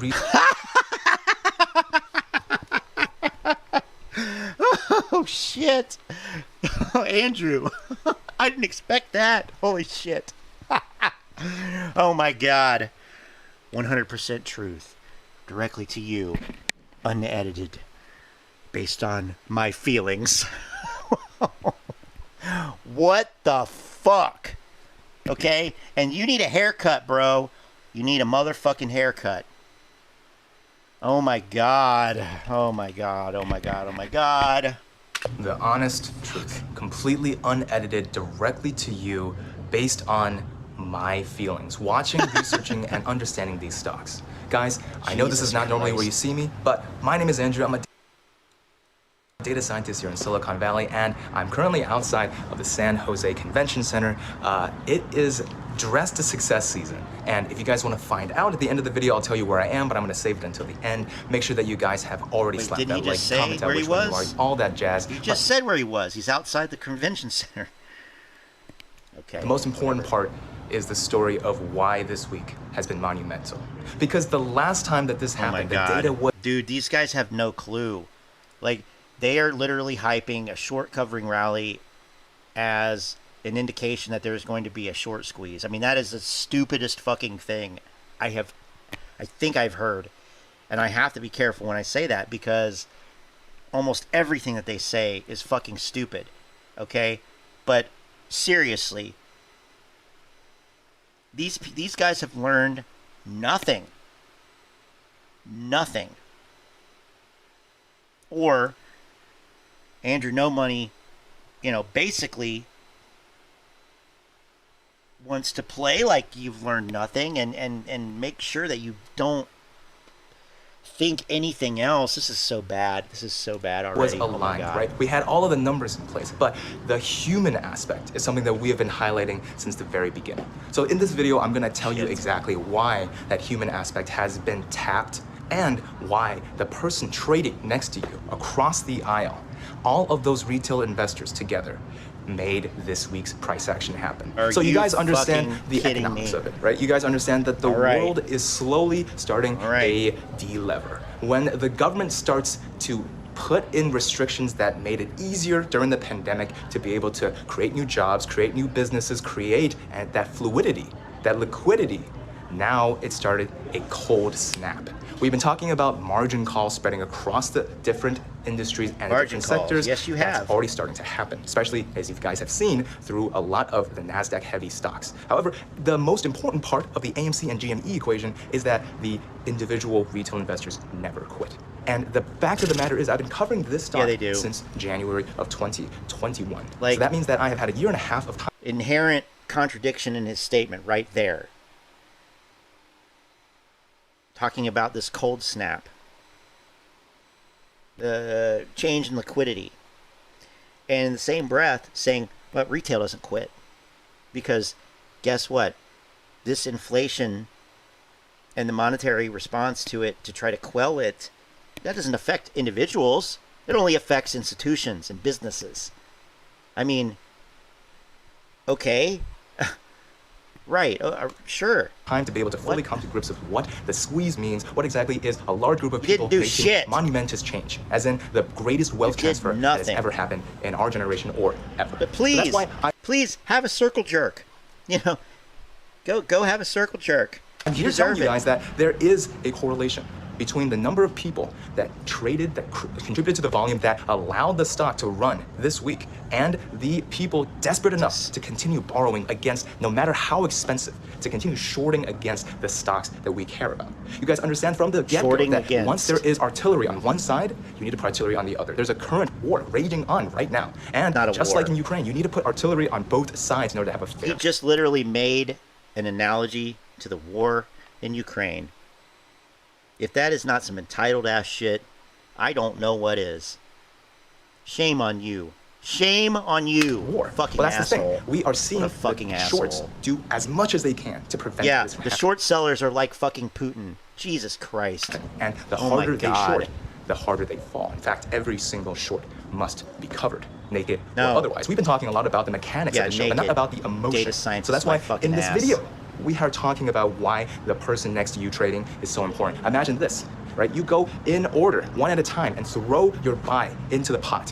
And that very, linear regulated, restricted, but not at all natural to the way the trader actually performs and actually acts, that is counterintuitive to the entire process of the squeeze. When enough people have bet against a stock, especially on the naked side, then you start seeing that. There's no evidence for naked shorts.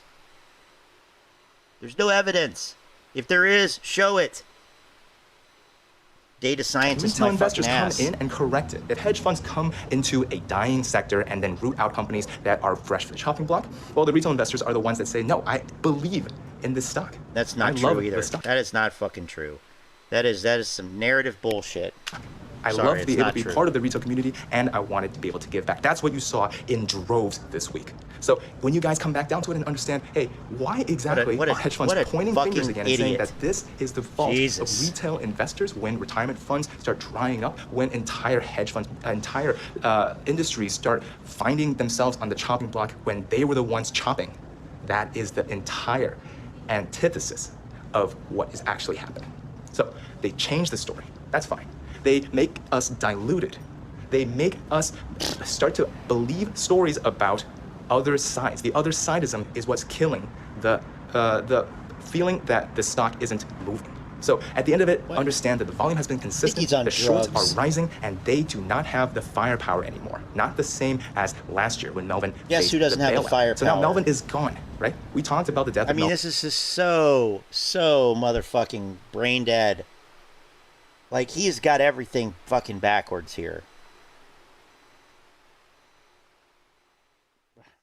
God. Oh my God. Life and death. If you guys haven't seen that video, make sure you guys have taken a look on the channel, checked out the different videos, and taken a look at whatever stock you guys are most concerned about, AMC or GME. But the most important part is this is an ongoing story.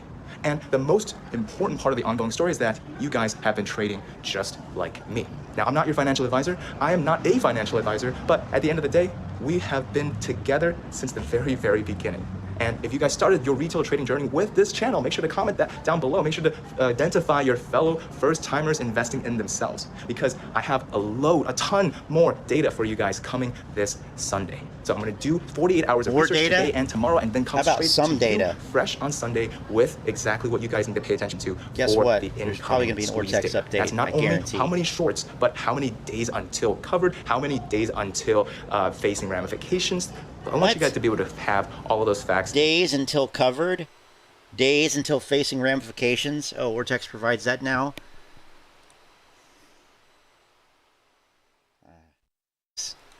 That was really bad.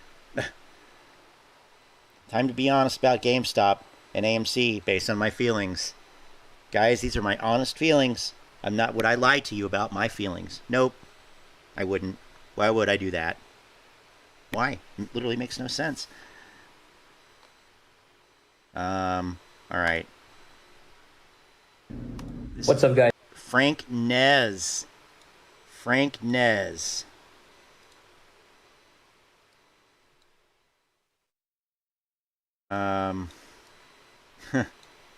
Alright. Fucking 60 frames. Give me a break. No 60 frames for you. Okay.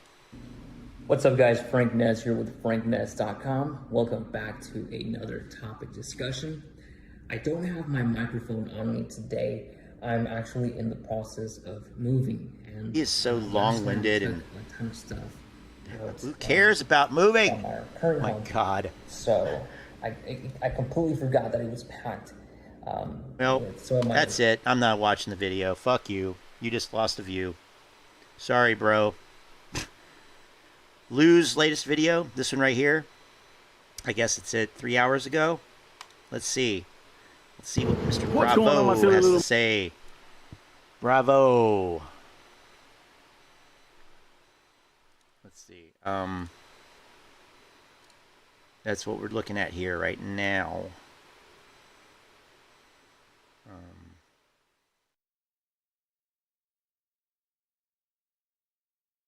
Frank Nez, but he lost me.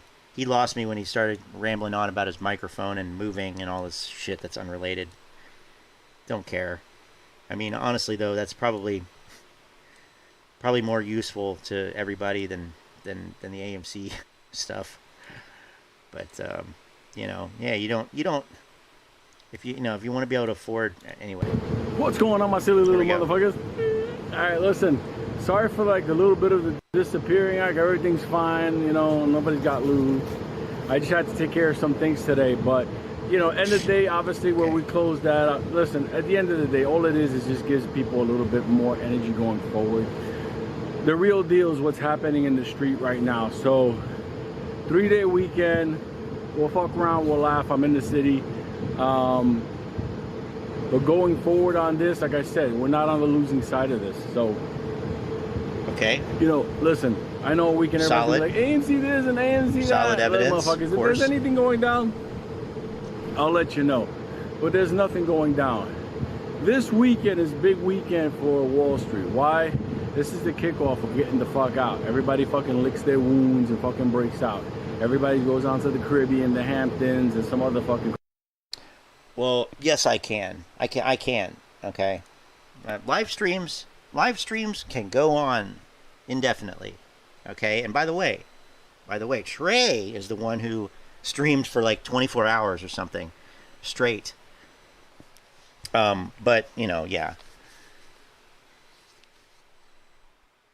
When I'm producing videos, you know, I try to cut out as much extra shit as I can. Try to keep it moving, keep it under 10 minutes. And you can't keep it under 10 minutes and really say anything if you go off on tangents. So that's something I learned over the last year. I you know, try to improve. Live streams, they're going to be long-winded because there's literally you there, you know, interrupting me and you know, saying this and that. People bring this up. What about this? What about that? What about this? So, but you know, there's always Alt F4, my friend, or Control W. Creepy places. So there's really nothing going on. So we could crack some jokes, have some fun. Maybe we'll probably do the people in New York will probably do a quick meetup on Sunday. Meetup in the park. I don't know. We got to see how things run around, but Saturday in the park. Incrementally. Let me tell you something. They want to control how this is going to be done, and I get it. But at a certain point, when the humans are no longer in control and the machines kick in, because at a certain point, it's going to be real. You know. Okay. Just remember something. This entire fucking play has a lot of nervous motherfuckers in it. And the people above, let me tell you something. They're still with us, so hang tight because they didn't come here to lose. So I love you motherfuckers. We'll hang out tonight, probably crack some jokes and shit like that. This is June, so July should be the double-decker bus going around filing the lawsuit. I'm gonna fucking humiliate the two fat fucking trans weirdos in Jersey. It's gonna be a fucking scream. I love you motherfuckers. Hang tight. Tonight we'll have some laugh. This weekend, if anything pops off AMC, which what could happen? You know, the movies, people go, revenue or whatever. But there's nothing going on. There's no danger. You can go enjoy your life. That's love good. You motherfuckers. Okay, what do I think about this?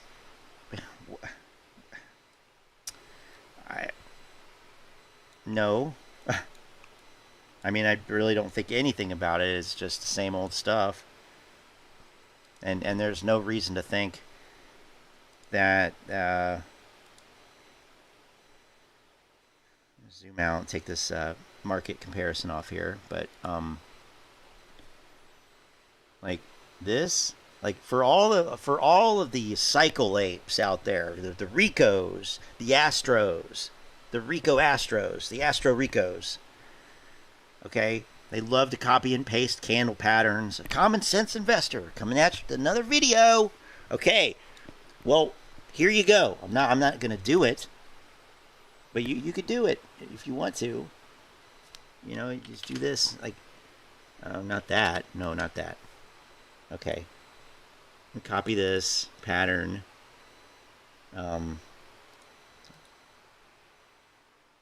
Bars pattern. Whatever. Anyway, copy it over to here. So all these guys love to do this. That's not his latest video? Shit. I said, is that the one? 3 hours ago? You didn't say anything. Anyway. The AMC cult? Oh, we watched that earlier. Yes. Agree. We agree. No. 11 minutes ago. God damn it. How many videos is this motherfucker? Okay. This one, please. Is it the short? The 11 minutes ago? Short? That's the latest video. Okay, legit. That's the latest video. Please tell me the title of the video that you would like to get a reaction to. And, you know, I'd be happy. But, it's unclear which one is meant. The Who Told You one. Okay, that's not the latest one. That's the second latest one. What's going on, my silly? You can't keep up with Lou either. Hey, you can't keep up with this guy either. All right, listen, I just want to put something out there just because I love, like, telling people go fuck your mother. And, yeah, where are you now? Remember when BlackRock came out with their coin? And I said they're going to use it for capital settlements out there in the capital markets as far as moving money, the big IOUs via crypto. And I said, watch, wait till you see the other fucking banks do that, and then Morgan's using this it now. Classic Lou. Just want to tell you motherfuckers, they were lining up to take care of this on a managed. So this is what Al was talking about the other night, last night, whenever the fuck that was. This all runs together. But essentially, the assumption, which is, you know, I mean, that says it all right there. But the assumption is that BlackRock and Goldman Sachs or whoever are going to pay the apes using some kind of proprietary blockchain. I mean, this guy can spin anything. He can spin anything. He can make anything relevant to anything he wants to, because he's a bullshitter. Plain and simple. He's a bullshitter. And I said this last night, or, you know, I've said it before, but you can't bullshit a bullshitter. In other words, yeah, I know. I'm full of shit. At the end of the day. You know, but I'm looking to cut through all that shit. I can bullshit with the best of them. And you know, no hope said it, you know.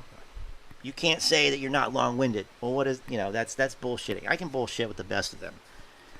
And I know when I'm being bullshitted. And Lou's full of shit. Totally full of shit. He has no clue. He's just making this shit up as he goes along. It's never been clearer. Never been clearer. Although it's been pretty clear most of the time. But, you know, that Bloomberg article that Al showed, he didn't even read it. He's like, oh, this is Al. He's got this article here. But let me just tell you what this actually is. Like, and I was reading the article as he was bullshitting. He's another fucking bullshitter. I was actually reading the article as he was talking, and it very clearly talks about what the point is, and it was not what he was saying at all. And it said, yeah, they've been doing this since, you know, blah blah blah, and here's what they use it for, and it's just like, okay, so they know that nobody's going to read it. They know that nobody's going to read it. They can literally show it on the screen, and it contradicts what he's saying, and it doesn't matter because nobody's going to read it. They know that nobody's going to go look this shit up besides some dude, you know. I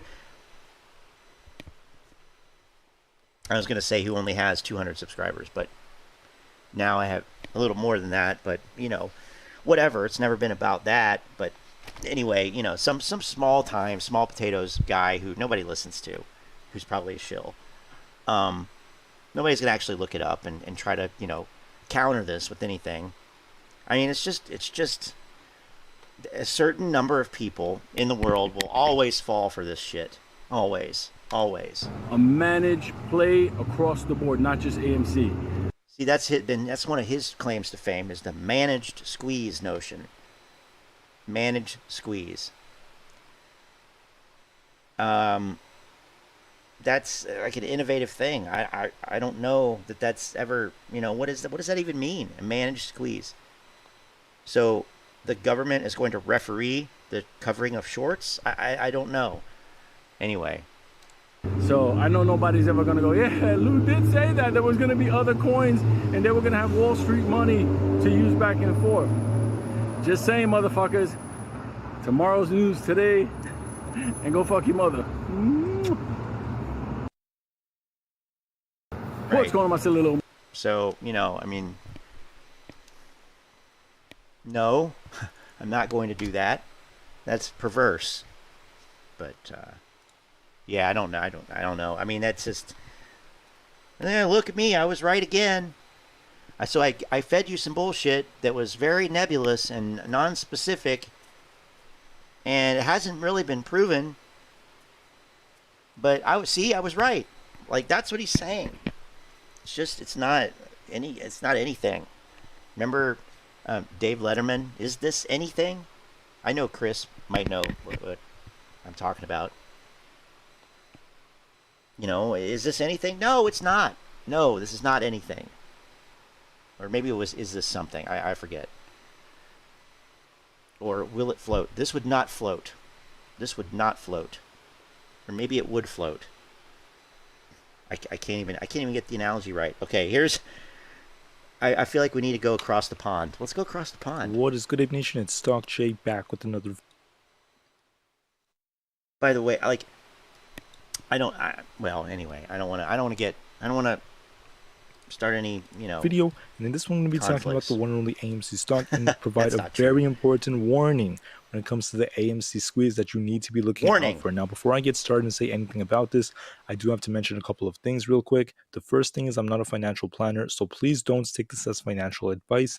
And also, if you guys can, please smash the like button if you want to see more videos like this. Okay, I'll echo that. Smash the like button. You want to see more long-winded videos like this. Not only benefits me, benefits the entire ape community as a whole. And the last things, if you guys can, please check out the Webull link down below in the description.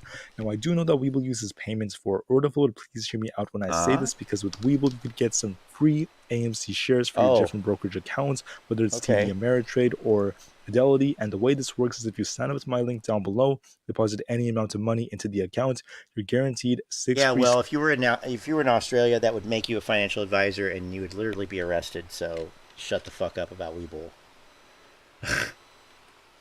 Offer it ends in shut. Looking at AMC, we're up almost 18% for the day, pushing up very hard. We look really play by play. We don't need. I'm talking about AMC. Our favorite stock, AMC, she pushed down really low. You could see it right here. Okay. And what happened back in June, she had this like push down, this double. So by the way, we're looking at 2021 here. This is 2021. She, what is this? AMC is a boat now? I guess load the boat. Bottom that kind of formed, and she pushed up really hard. How hard? I'll show you. She went from down here all the way up to about 13.9. She peaked at around 14.5. Do you guys see that? 14.5. Let's actually draw a horizontal line here. Right here, exactly 14.5. And this was around, what is this? Not 14.5, it's 14.38. So we're kind of seeing this guy is very, very challenged in many ways. Oh my God. The same thing happening to AMC right now. Right? Same thing. But the thing about that is there's one thing I need to talk about, right? Yeah, I know you're right. It is because because of the Amy. But why do they call it Amy? Why do they call AMC Amy? Somebody was speculating that it was somehow so that YouTube didn't suppress their content. That's an ape take if I've ever heard one. But maybe it's just because it's cool, you know.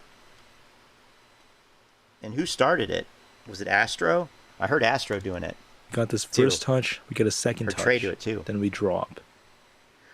Oh, here we go. Look at AMC. This is a low-tech right now. cycle analysis. We got one touch. We kind of descended. We got a second touch. And this is actually higher than before. And it's looking like what I think is going to happen is we might get a slight drop. We could be red for a couple days in a row before this thing blasts off. The executive order off like it did last time? Like it did last time here. Oh, and then it like fell back to earth like an Elon Musk rocket. I mean, come on. Like, what is different here? I'll tell you what's different. Everything. Everything's different. But please, Jay, go on. Big catalyst. But I want to warn you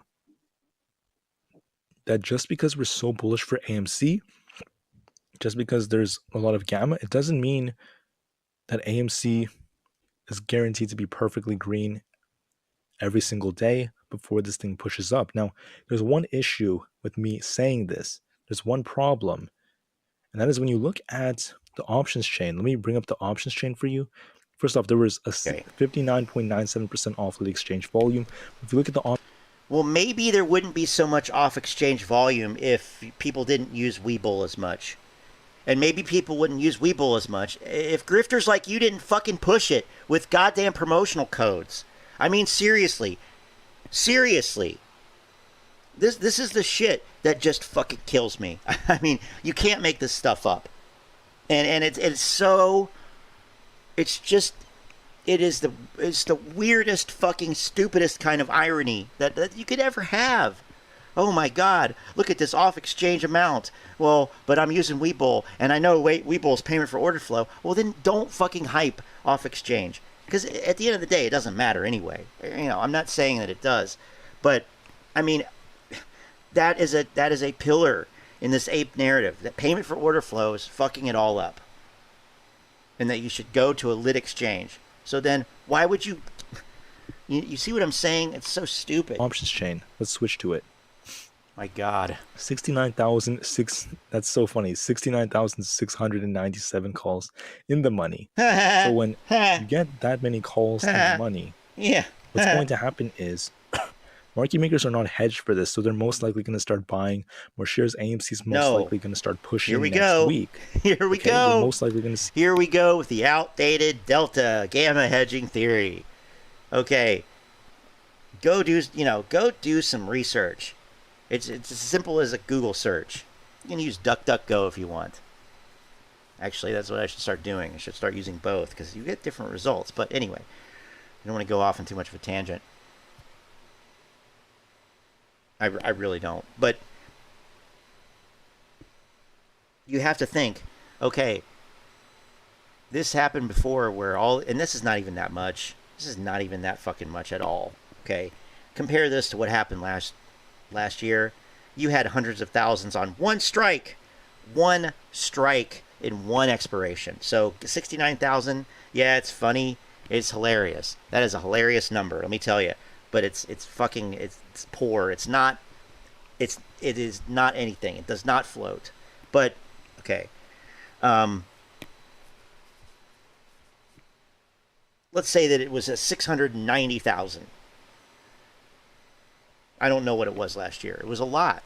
It was 100,000 on one strike, one expiration, on one day. So, a lot. If you are hedging your option book that way, which there are other ways to hedge. And you get caught. Would you keep doing that? Because unlike the apes and the ape influencers, the market, Wall Street, the institutions, for as much as we all hate them, as much as we all really despise the most corrupt, greedy institution in the United States, in the history of the United States, I'll even give you that. They suck. Wall Street fucking sucks. I hate them. They're scumbags. They're total fucking scumbags. But they're not stupid. And if they know how to do one thing, it's preserve capital and make money. So, and that's two things, but they go hand in hand. It takes money to make money. So preserve it and use it to make more money. So it didn't surprise me when I found that, hey, guess what? They're not really hedging that way anymore. I got that from a broker-dealer and from a market maker. 2 different sources talking about the difference in what they're doing from before. But again, nobody cares to look into it beyond this. They just want a number that they can hype, and this is a number that they can hype. Let me tell you, that's all they want. He saw that, he's like, I have to talk about this. So but the reality is, while the apes are sitting here spinning their wheels, digging themselves further into the mud, the market is dynamic. It's changing and it's adjusting, and it sees the apes spinning in the dirt,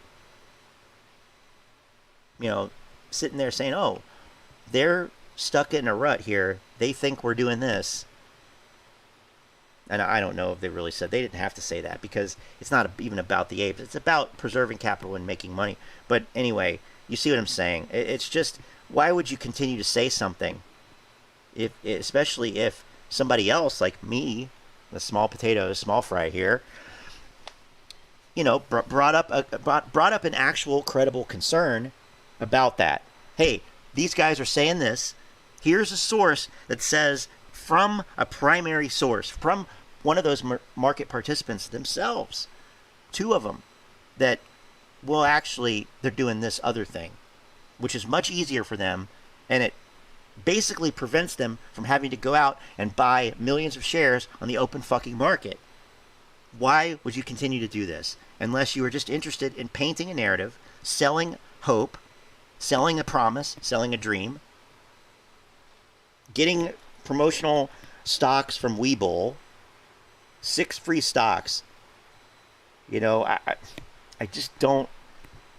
I'll never respect this. I will never respect this ever. See AMC push nonsense. Up, and I think that is what's going to happen. I mean, we're looking at all-time highs in short interest. The max cost of all-time highs. So, why aren't you showing the history then? Why aren't you showing the exchange reported data? Why aren't you showing the chart? We're supposed to just believe you. But, I mean, at this point, no reason to. The bar has gone up too. Large shares is so high. Short interest is through the roofs. So AMC moving a little bit could even force some shorts to start covering. He's got an AMSR kind of quality. ASMR, whatever, whichever one it is. To his, he's got like a lip smacky sound. It's like kind of giving me the willies a little bit. Ooh. He must have a nice microphone too. It's funny how, whatever happened to that one guy, Finance Wizards? Remember him? He always talked like this. Everything he said was like this, and it was very pleasing aesthetically. I always want you guys to be prepared for anything, because the shorts have a lot of tricks up their sleeves. Are you kidding me with that? Are you? That's a joke, right? This is a joke, right? DD and evidence, Boss Blunts. Right. Okay. Right. Oh, I've seen Boss Blunts. He's the biggest clown of them all.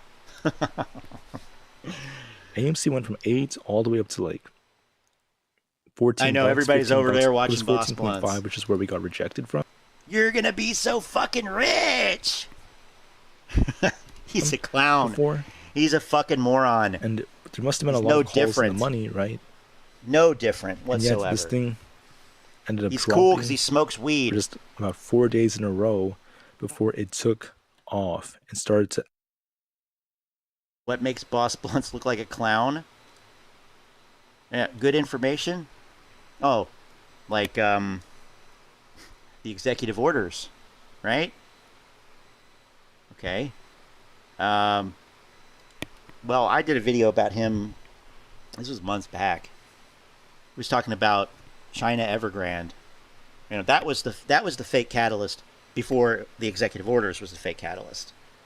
And it was just total nonsense. He said that the stock was delisted from the Hong Kong Stock Exchange, and yeah, most certainly was not. But he was just sitting there laughing, smoking a marijuana. Like, yeah, look at me. I figured it out. I'm so smart, laughing. It's just, you know, it's an overconfidence that just like, it's like, okay. All right. Yeah, he has no clue. He has no clue. Like, all you need to do for a lot of this stuff is do a Google search. Executive order thing, what you have there is correlation. Yeah, I'll give you that. You got correlation. But there is no causal link. Not that I've seen. And I've looked into it. I've read the orders.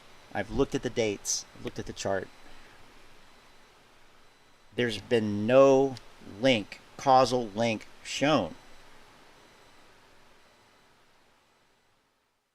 Just because things happen at roughly the same time, doesn't mean that they're related. Doesn't mean that one caused the other. But that's a logical fallacy. It's a logical fallacy. But, you know, you have to... He doesn't have critical thinking skills, honestly. He talks to Marco Metzler, Dr. Marco Metzler, you know, who's known for giving solid information. You know, it's just... He's no different. He's no different. Yes, I can, but you know, again, it's the same thing. Just because things happen at the same time doesn't mean that one caused the other. Okay? Correlation, causation, two different things. Two different things. Anyway, it doesn't even really make sense because the apes are what this DD says is that there was this executive order that went into effect, and then right before the run-up, or right after the run-up, it doesn't even matter which, the order was suspended. It was not being enforced, and it was kicked down the road on enforcing it. That happened around the time of the first GameStop run-up in January. But see, this is still, you're not demanding evidence. You're just saying, wow, if it happens 3 times, it must be related. No, that's not how it works. Whatever. I mean, I hope you're not any type of scientist, you know, or critical thinker. That's not how that shit works. Okay? I don't mean that personally. I'm not insulting you personally, but you're missing the underlying dissonance, cognitive dissonance there. Okay? But the order was suspended in January, around the time of the GameStop run-up. Okay. Then 6 months later, it was also the ban on it, or the suspension of that order was extended, and then there was another run-up. Okay. So, I mean, what am I missing? What am I missing there? There was no change. There was no change in the status of the enforceability of that order from just before just before the June run-up to just after the June run-up. Nothing changed. It was not being enforced before. It was not being enforced after. But somehow that caused the June run-up. It didn't. There was no change. I mean, and that's just scratching the surface. I mean, it's seriously, it's laughable what these guys can pass off as DD. It's fucking laughable, and it's embarrassing, really. If I were he, I would be embarrassed. I would be so embarrassed that I probably would, you know, whatever. But yeah, Boss Blunts, yeah, smart dude. Absolutely explode. So it's just something to have on the back of your mind. He's got it right there. So right in this area, right here. And I think, is that what these lines are? Is that what those lines? I don't know. Why would extending a suspension of something cause this? I mean, somebody, let me know. Tell me. I asked that last night when we looked at this another video about it. It's just something. I'm trying to understand it. It doesn't make sense. There's no evidence whatsoever. What you have there is a coincidence, and coincidences are very misleading. But you have to be evidence-based. Period. These guys aren't. To have Sorry. on the back of your mind, something to remember as a possibility. What's AMC going to do? Well, there are two main possibilities in my opinion. Yes, it could go up, it could go down. The market's closed on, Monday. So as we approach the 3rd, it's possible that we either see a slight that pullback, cleared out the viewers. kind of like this.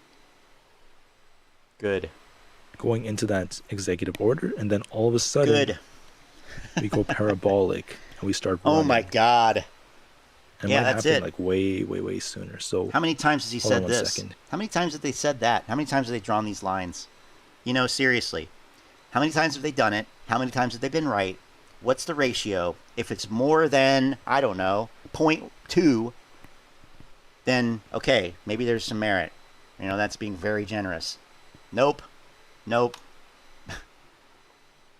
Might happen kind of like.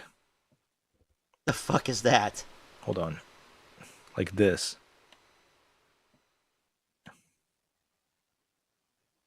on, draw the rest of it. But we might get a move like this, maybe even higher. It might just start squeezing. Sure. Or what could happen is, oh my God, we just start pushing. And I do think this is more likely. After the executive order, we push up and we just go. Also, if it's been extended 2 times already, first of all, who's to say it wouldn't be extended again? Number one. Number two, that's a long time it's a long time to deal with the shit and take care of it so that you don't get trapped. I mean, maybe Boss Blunts would wait until the last minute. I think he probably would. Oh shit, man, I gotta pay that bill. But that's not how Wall Street institutions are. It's just not. It's just, it's grasping at straws. And this is my challenge to Boss Blunts and anybody who's hyping that shit.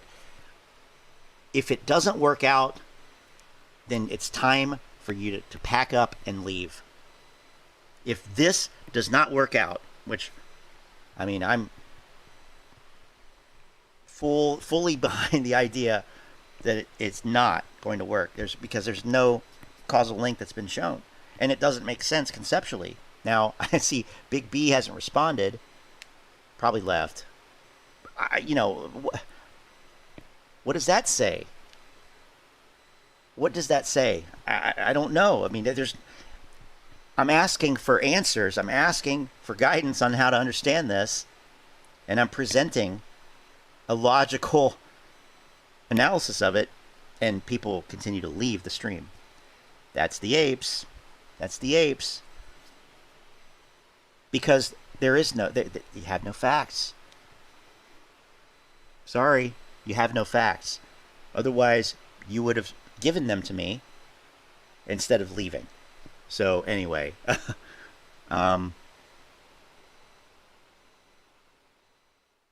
these guys need to stop hyping this shit if this doesn't work out. And I'm completely open to the possibility that I'm wrong. That's possible. It's absolutely possible. I don't think it's likely. I think it's highly unlikely. But, okay. Anything's possible, right? But let's just say that it doesn't. It doesn't work out. The date comes and goes, or, There's one of these short covering rallies, and then it just slams back down. Whatever, but no MOAS. Then Boss Blunts and all of these fake financial advisors that keep pumping AMC and other meme stocks, but mainly AMC. I think it's time. I think they've run their course. I think they've proven that they don't know. They do not know. They have no insight. They have predicted it wrong 98% of the time. I mean, you could throw darts on a dartboard and write up or down on different sections of the dartboard and probably be right more of the time than these guys. Some are worse than others. Most of them are pretty bad. But I cannot continue to watch a video that's just a guy drawing lines like this without drawing the second half of it. You know, just have infinite upward lines, right? But I like this comment here. Dude, you have no idea what the future will bring. No one does. I want this to squeeze as much as anyone, but I can't stand you guys who act like you know something no one else does. I mean, that's a reasonable comment. That's a reasonable comment to say, you know, because nobody has an idea what the future will bring. The thing is that, you know, they act like they know something that no one else does, but in reality, it seems like they actually know less than a kind of, you know, average, experienced market participant knows. So if you've been trading in the market for longer than a year, hi Antoinette, you have a better chance of seeing through this shit.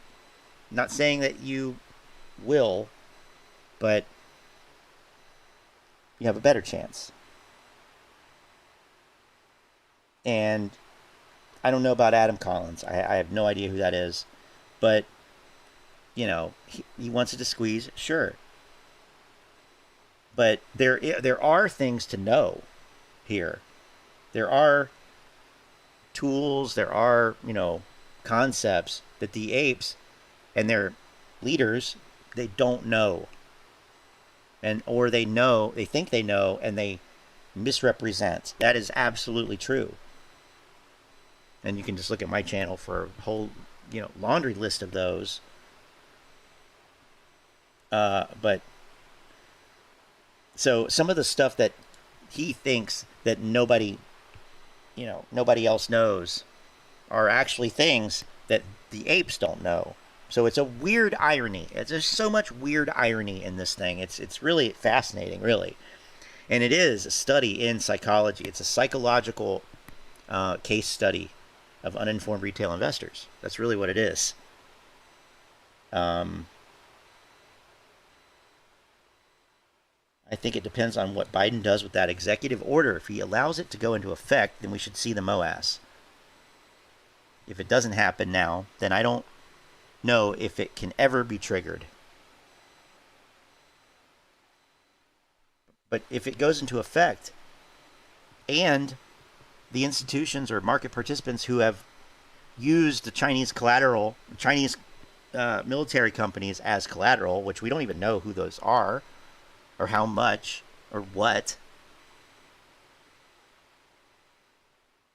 If it goes into effect and they have already taken care of the prohibited collateral, then it's not going to trigger the MOAS, but that's, you know, that's the same thing. That's what I'm saying. So, and it probably can't ever be triggered because you literally have short covering rallies like the last couple days, and the apes don't get that if shorts can cover freely on their own terms, that indicates that there won't be a short squeeze. Like, that's fundamental. That's pretty basic. Like, What would cause shorts to be forced to cover if they are electively able to?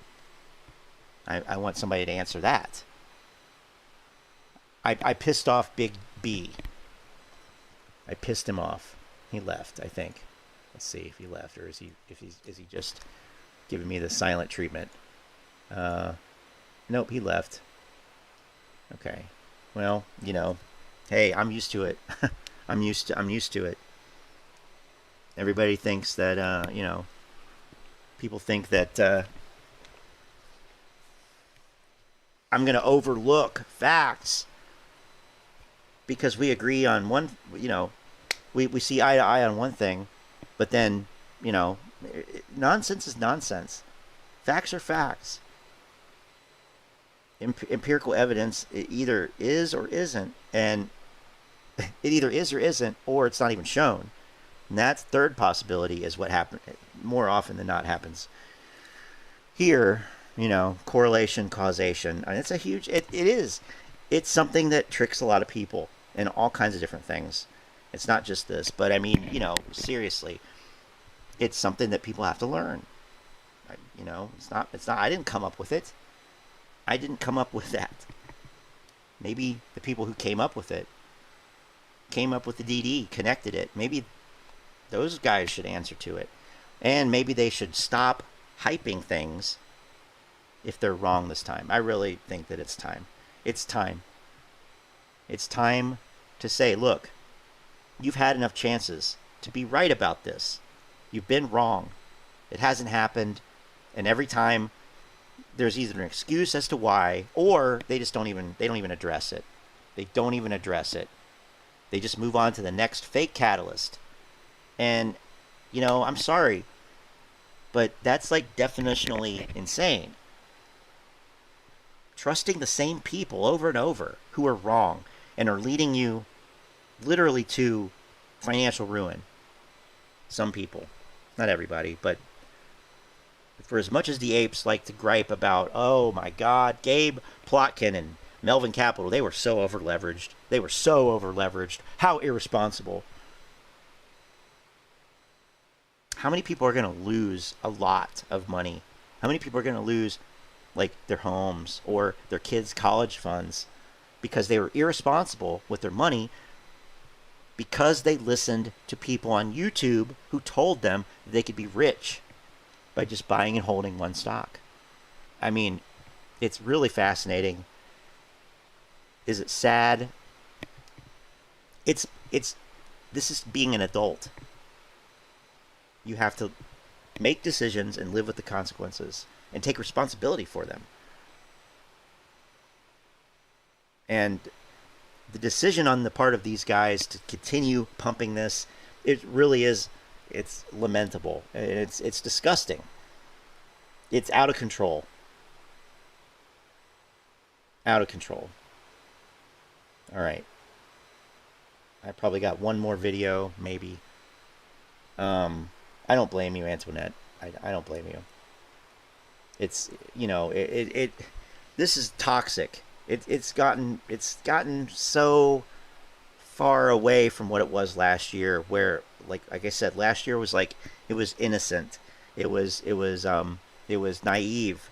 It was like, it wasn't people did expect things, but it was, they didn't have like such concrete expectations. Like, I'm sorry, when you put that shit out there, Wall Street is going to fuck it in the ass, for lack of a better term. They're not going to give you what you want. Why would they? Why would they? These guys have done it. They put this information out, and they had people buying at various price points for their viewers, for their channels, for their discords, for their free stocks from Webull, while they out of the same mouth, out of the other side of their mouth, bitch about payment for order flow. Meanwhile, they have Webull promotional codes right on their channels so they can make money and get free stocks. So, it doesn't make sense. to continue listening to somebody who's clearly using you. And that's the thing. I just wish that people would maybe listen a little bit more. Not even for the apes, but to shut these guys down. The fact that they're still making money off of the apes, that's disgusting. That's the thing that really should change. Retail investors, uninformed retail investors are always going to be there. Like, you can't save every stray cat. But if there's somebody who is like putting cats on the street and just dumping them on the street over and over, and you see them doing that, that's the problem, right? Anyway, I don't even know. I'll go with one that I really... You know what? I'll try not to stop it all the time. Just what interject. a week it has been. My people, my people. We saw GameStop have a huge run-up, 30-40%. And some of you were wondering, hey, how come AMC isn't having the same run-up? It ran up about 20%. And I told you at that time, worry not, because these stocks move in tandem. And what do you know? AMC has its run today, outpacing GME to kind of catch up, if you will. So we closed at 1443 and up north of 1450 in the after-hours market. So things are looking really good. You know, the volume, we have 89 million today traded, so it looks like the beginning of something very, very, very beautiful. And you know, we're a week away from the executive order. It's like going back into effect. It's like the past doesn't matter. Trying to, just get out of this position. Some people, before. It could be people trying to brace for what's about to happen. It's all speculation at this point. But the bottom line, we know that apes aren't going anywhere, and we're continuing to buy and to hold. We're not just holding, we're buying. People are still buying. You know, so kudos to all the apes out there. So this video is positive reinforcement to show that we are winning. The dumber you are, and I want to thank Dr. Zeno for sending me this via Twitter. This is Les Leopold, who is the director of the Labor Institute in New York. So if anybody knows about supply and demand, is this gentleman who is on the ground level, ground zero, if you will, of finance in New York. So let's see what he had to say. What? Let me put a couple things together. When that hedge fund guy came after me, it was an interesting this is so out of context. Because it reflected something that I hadn't thought about before, which is, how could they be so touchy? What are they worried about? Hey, if I just made $1 billion on a deal and I didn't get prosecuted, why would I care what a 2-bit blogger says about me? I mean, you know, I'm not exactly in the New York Times every week. It's got to be old. What they're worried about is a popular uproar against them. They're worried that something like Occupy Wall Street is going to happen. Because this happened before Occupy Wall Street when I wrote the article. They're worried that a bunch of people are going to go to the streets and demand their heads on a platter. And they're worried that that could really change things. They're more worried about change than we are about making it. I mean, they have more, they're afraid that we can do more than we think we can do. So it makes me think that they're vulnerable. We're more capable than we know we are, and we know we're capable, but we actually have more power than we realize. Yeah, the Shill Talk Daily said that we're people who have more power than we thought we did. Whatever he said, it was funny. It was cute, but it was dumb. Now I want to find this though, because what is this? I want you know, I'm sorry, like, I like to see original sources. Okay, somebody posted this on Reddit. All right, well, maybe we can find it there. By the way, it's on Super Stonk, so that's cool, but that's about GameStop. So whatever. How do we find that? I just literally, what they're worried about. Super Stonk. Okay.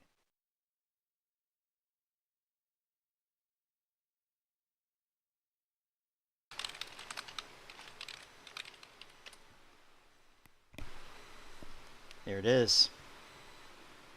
And I'm going to do it this way just because I can't stand the new Reddit design. Newer Reddit design. I like the older Reddit design, and people don't like that. Whenever I go to old Reddit, people leave the stream. It's funny. It must be because of that, right? Or is that correlation but not causation? I don't know. I don't know. We'd have to ask them. Okay. Okay. Is there a link to it?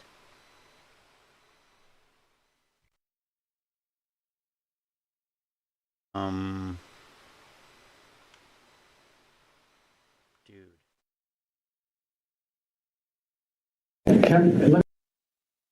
Post. Okay, born gain. Let's see if we can find that. God. Like, the fact that it takes so much work to find sources, too, that should be a red flag. Okay.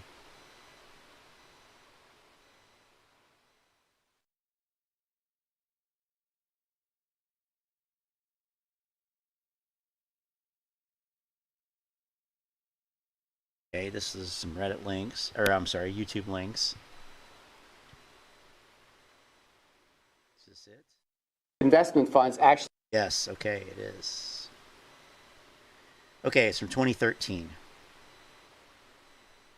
That's all I wanted to know. When's it from? You know?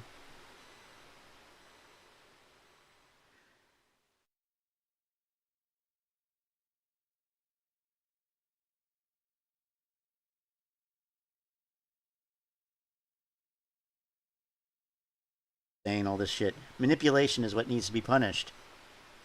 They can make all the money they want as long as they don't manipulate. From 6 years ago. Anyway, I just wanted to know when that was from. And this is being proven more and more each day, and they're more afraid of us than we realize. There's power in numbers, there's no denying that, and we're already on their radar. Let's take a look at this if you don't believe me. Have you been on Wall Street bets? Of course I have. And? There's some great videos from trying to attack Citadel. I noticed that we always seem to stand in the end, but there's some really great videos done. I hope you've seen some of my videos, motherfucker. In particular, this so one. Tough. Everybody check this one out. Ken So Griffin, Diary tough. of a Madman, Know Thy Enemy. 3 months ago. God, Very that popular is video. so, Should be a lot more popular. It should be 8.2 million, to be honest. This shit needs to go viral.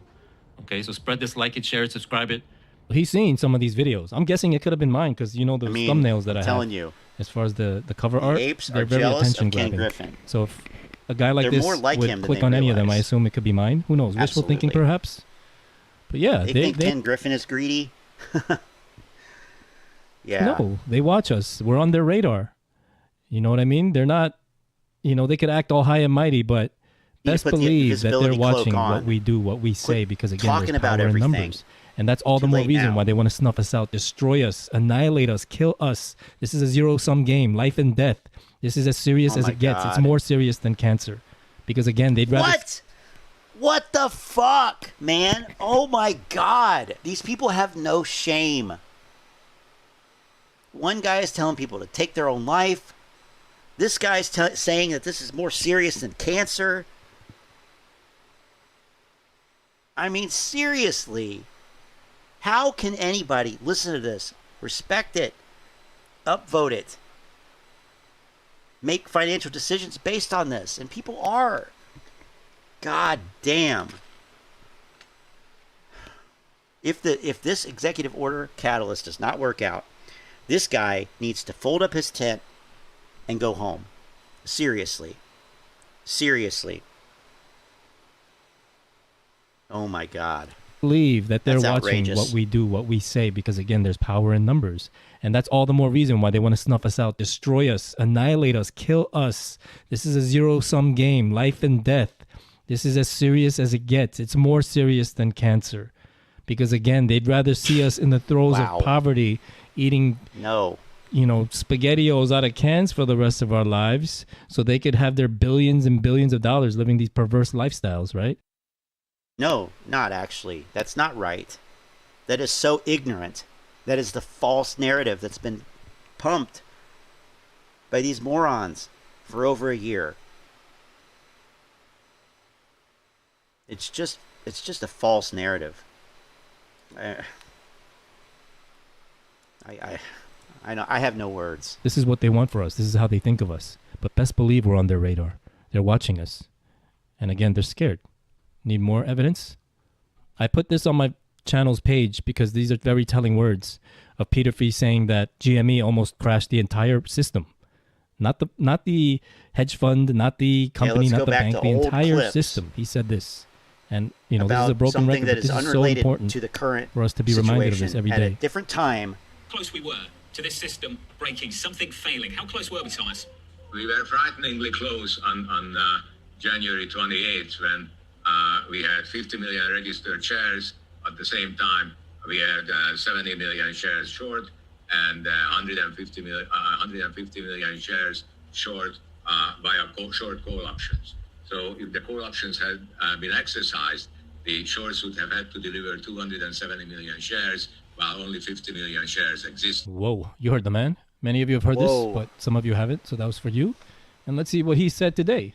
Our old friend GameStop is up about 40% over the last 3 days. For fundamental data-driven investors, this is a very hard. It's very hard to resist to short that stock, but every time they do, they get beaten up. So people just trade these stocks among themselves at ever higher prices until, of course, one day they will try to realize their wealth and find that they cannot all leave by the same door at the same time, right? They cannot all leave by the same door at the same time. What poetic words spoken by the man himself who took away the buy button along with Robin Hood and all those other guys last January. Right? Again, they cannot all leave by the same door at the same time when this thing squeezes. And again, Jackson reiterated what I showed you previously. GME could have gone to infinity practically, quote unquote. Oh my God. And let's not forget, during AMC's last June run-up, this was June 7th, about a week after it hit $72 and it was trading around the $60 range, he warned that shorting AMC or other meme stocks, the prices could hit quote unquote unimaginable highs. Okay? And if anybody knows, it's this guy, chairman of Interactive Brokers. Oh yeah, he knows. He's going to tell you. This is all credence to what we're doing, what we're buying, what we believe in. This is the inherent contradiction. He's using the man's words to twist he's twisting the man's words to somehow justify the fact that there is a massive short squeeze coming, but at the same time denigrating him for removing the buy button. So which is it?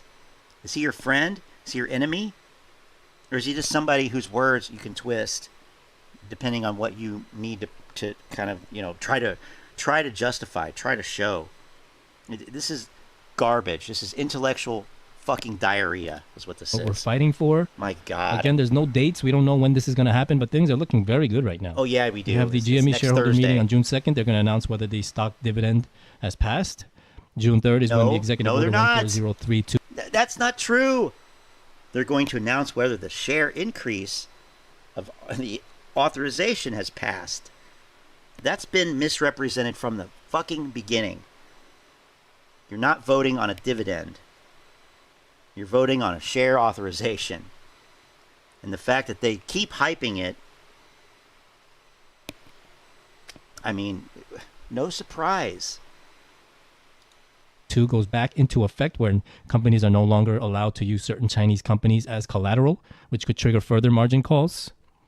Yeah, because we have other situations in the market where these investigations are winding down and people are admitting their guilt. Glencore pleads guilty and resolves foreign bribery and market manipulation charges. Unrelated. Over $1.1 billion. It's a far cry from the 15 grand that the SEC slaps on the wrist of Citadel, isn't it? 1.1 billion. That's a good chunk of change, I would say. I will link these. Here's the article from.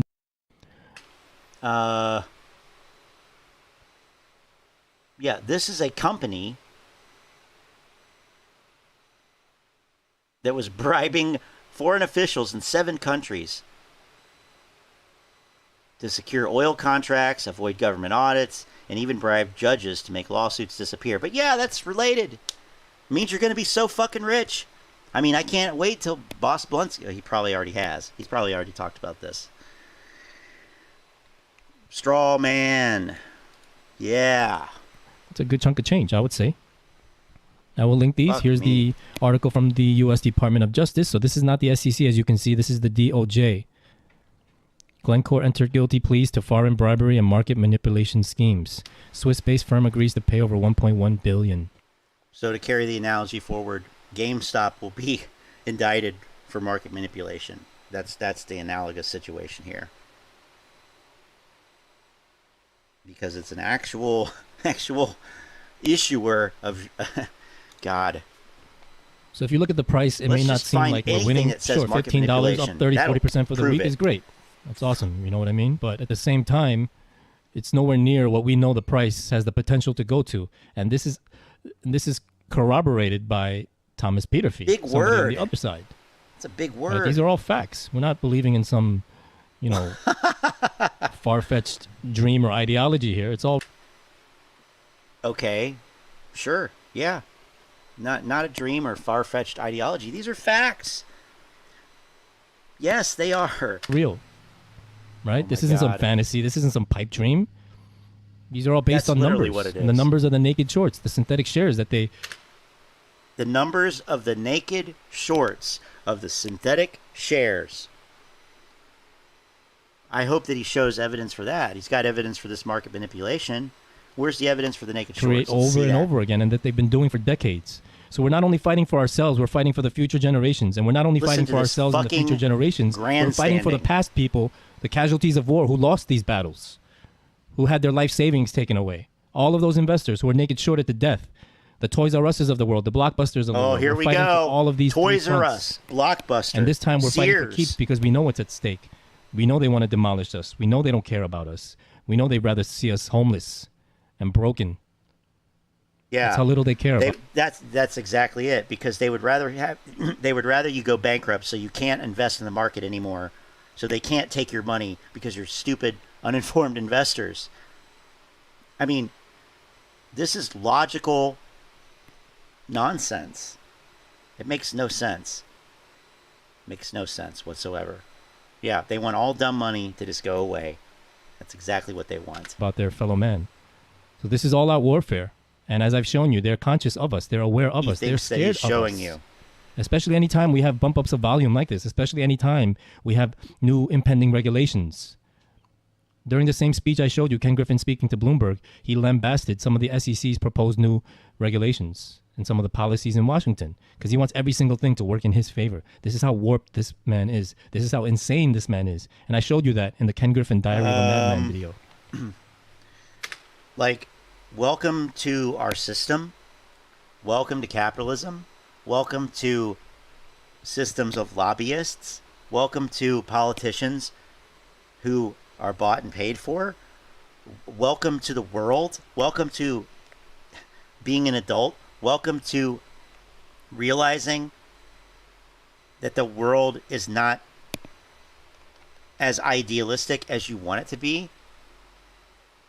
I mean, but oh, Jesus. Link it in the upper right corner. This guy really. So know that we're winning. And a quick note, I want to show you this. This is the Fidelity routing report. And as you can see, Citadel is still getting close to a quarter of the orders routed through them.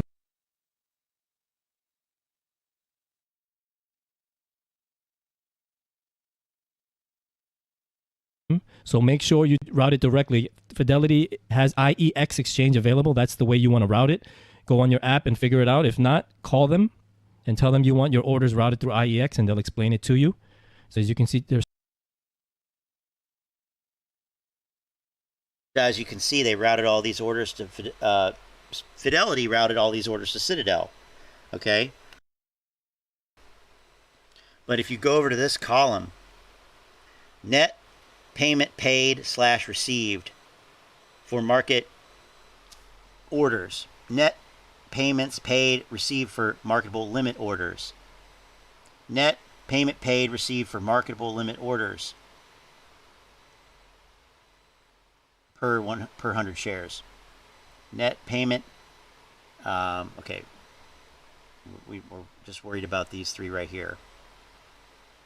Net payment paid received for market orders. These four columns. You look at all these numbers, most of them are zero, by the way. Some of them are negative. Some of them are negative. Fidelity doesn't accept payment for order flow. That's what this shows you right here. That is what this shows you right here. So, I mean, what in the fuck? But he's not going to say that. He's going to say, oh, All these orders go to Citadel. That's bad. Citadel bad. Citadel bad. They're still 24.63% routed through Citadel. So if you have your orders routed through them, just because you're with Fidelity doesn't mean that you're helping your cause. Okay, you don't want any of these orders to go through Citadel. See? Citadel bad. You don't want anything to go to Citadel. Why? Explain why. You can't. You want them to can't go through explain why. IEX. Let's look at the first quarter of last year. We did improve about 5%. As you can see, it used to be 29.27, but not nowhere near what it should be, which should be 0. So this was last year, first quarter, 29.27. And again, this year, we're at 24.63. So any change is a good change, but we still want this better. And ditto for TD Ameritrade. Their latest report only goes up to last quarter of last year, fourth quarter of last year. Okay, so here's the difference. Net payments for market orders, limit orders, marketable limit orders, these numbers are positive. That means that they accepted payment to send these orders to these market makers. So leave it to the ape influencers to completely twist a piece of data to say, oh, look, they send the orders to Citadel. Look, Fidelity does, TD Ameritrade does. Well, yeah, TD Ameritrade accepts payment for order flow. They a lot of it. A lot. So, I mean, what in the hell? What in the fuck? Totally missing the point. This is a Rule 606 disclosure. That's what this is called.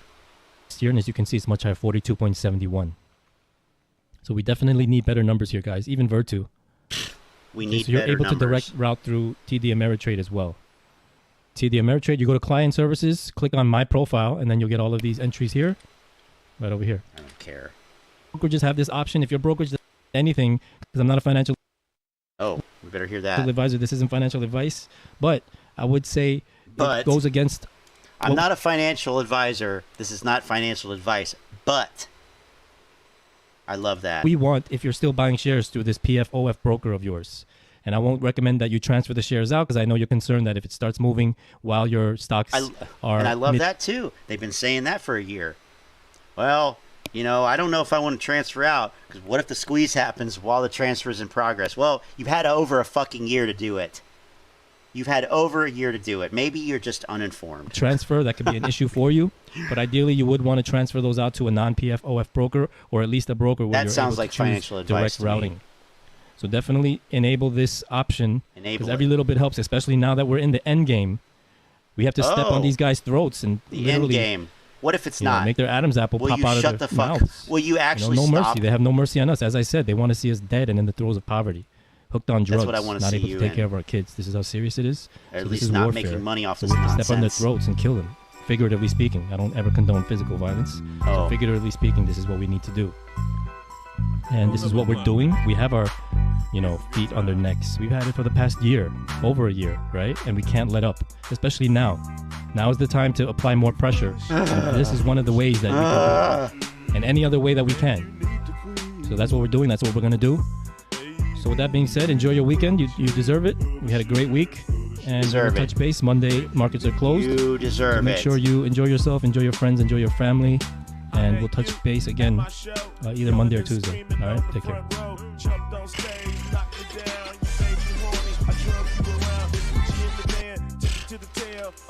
Clown music at the end. So, we did it. Yes, you deserve the weekend. You fought a good battle this week.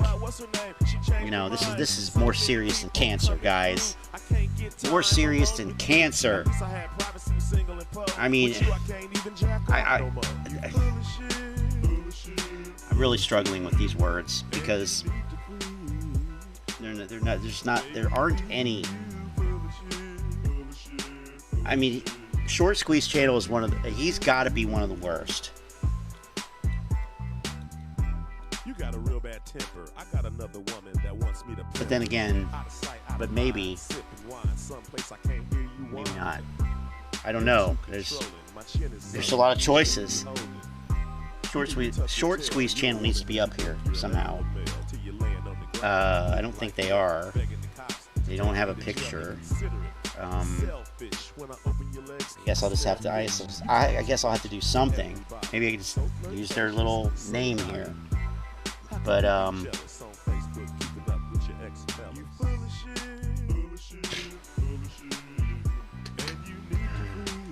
well, anyway,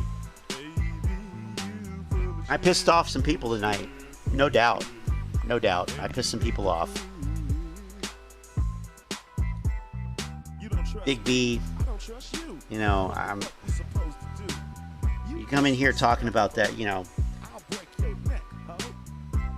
what makes Boss Blunt's a clown? He gives good information.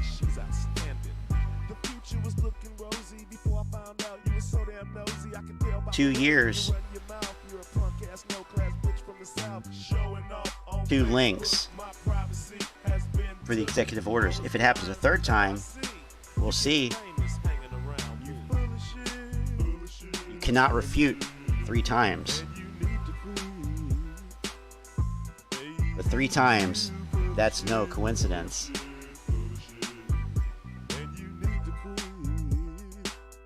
But it is correlation. It's not causation. You're so annoying. My career, you're destroying.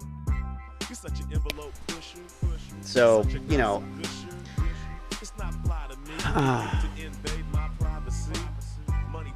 at this point, these guys are basically debunking themselves over and over and over. The narrative is breaking down, is what's happening. And I believe that if indeed the executive order is not the catalyst, I think that you're going to see a further breaking down of this narrative. I know I'm going to be pushing hard against it. Whatever the next thing is, and that, believe me, there will be a next thing. As we come into this double chorus at the end of the song, you know, I just want to say thanks for checking out my live stream. I appreciate the people who are interested in diversifying their opinions,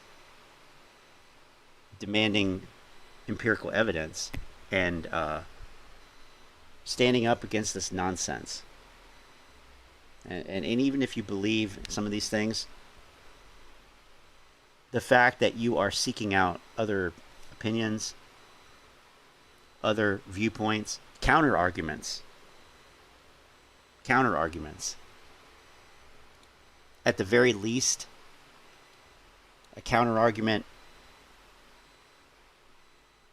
exposes you to another viewpoint, and it may strengthen your resolve in your viewpoint that you already have, and that's fine.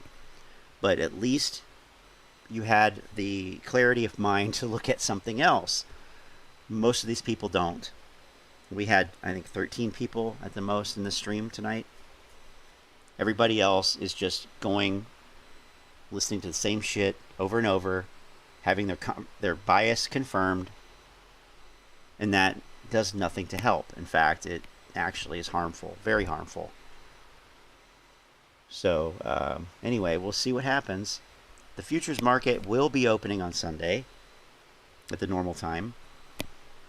The market opens at 6 p.m. and then it will be open until 9:30 on Monday morning when the regular market would open, but is closed Monday. The futures market is closed all day, and it will reopen at 4:30 Monday evening, and then it will be open for the rest of the week. So they do that because it's a global market, and other markets are open on Monday. So that's just how they do it there in Chicago. So anyway, have a good night. I will catch you on Sunday for the futures. Take care. See ya.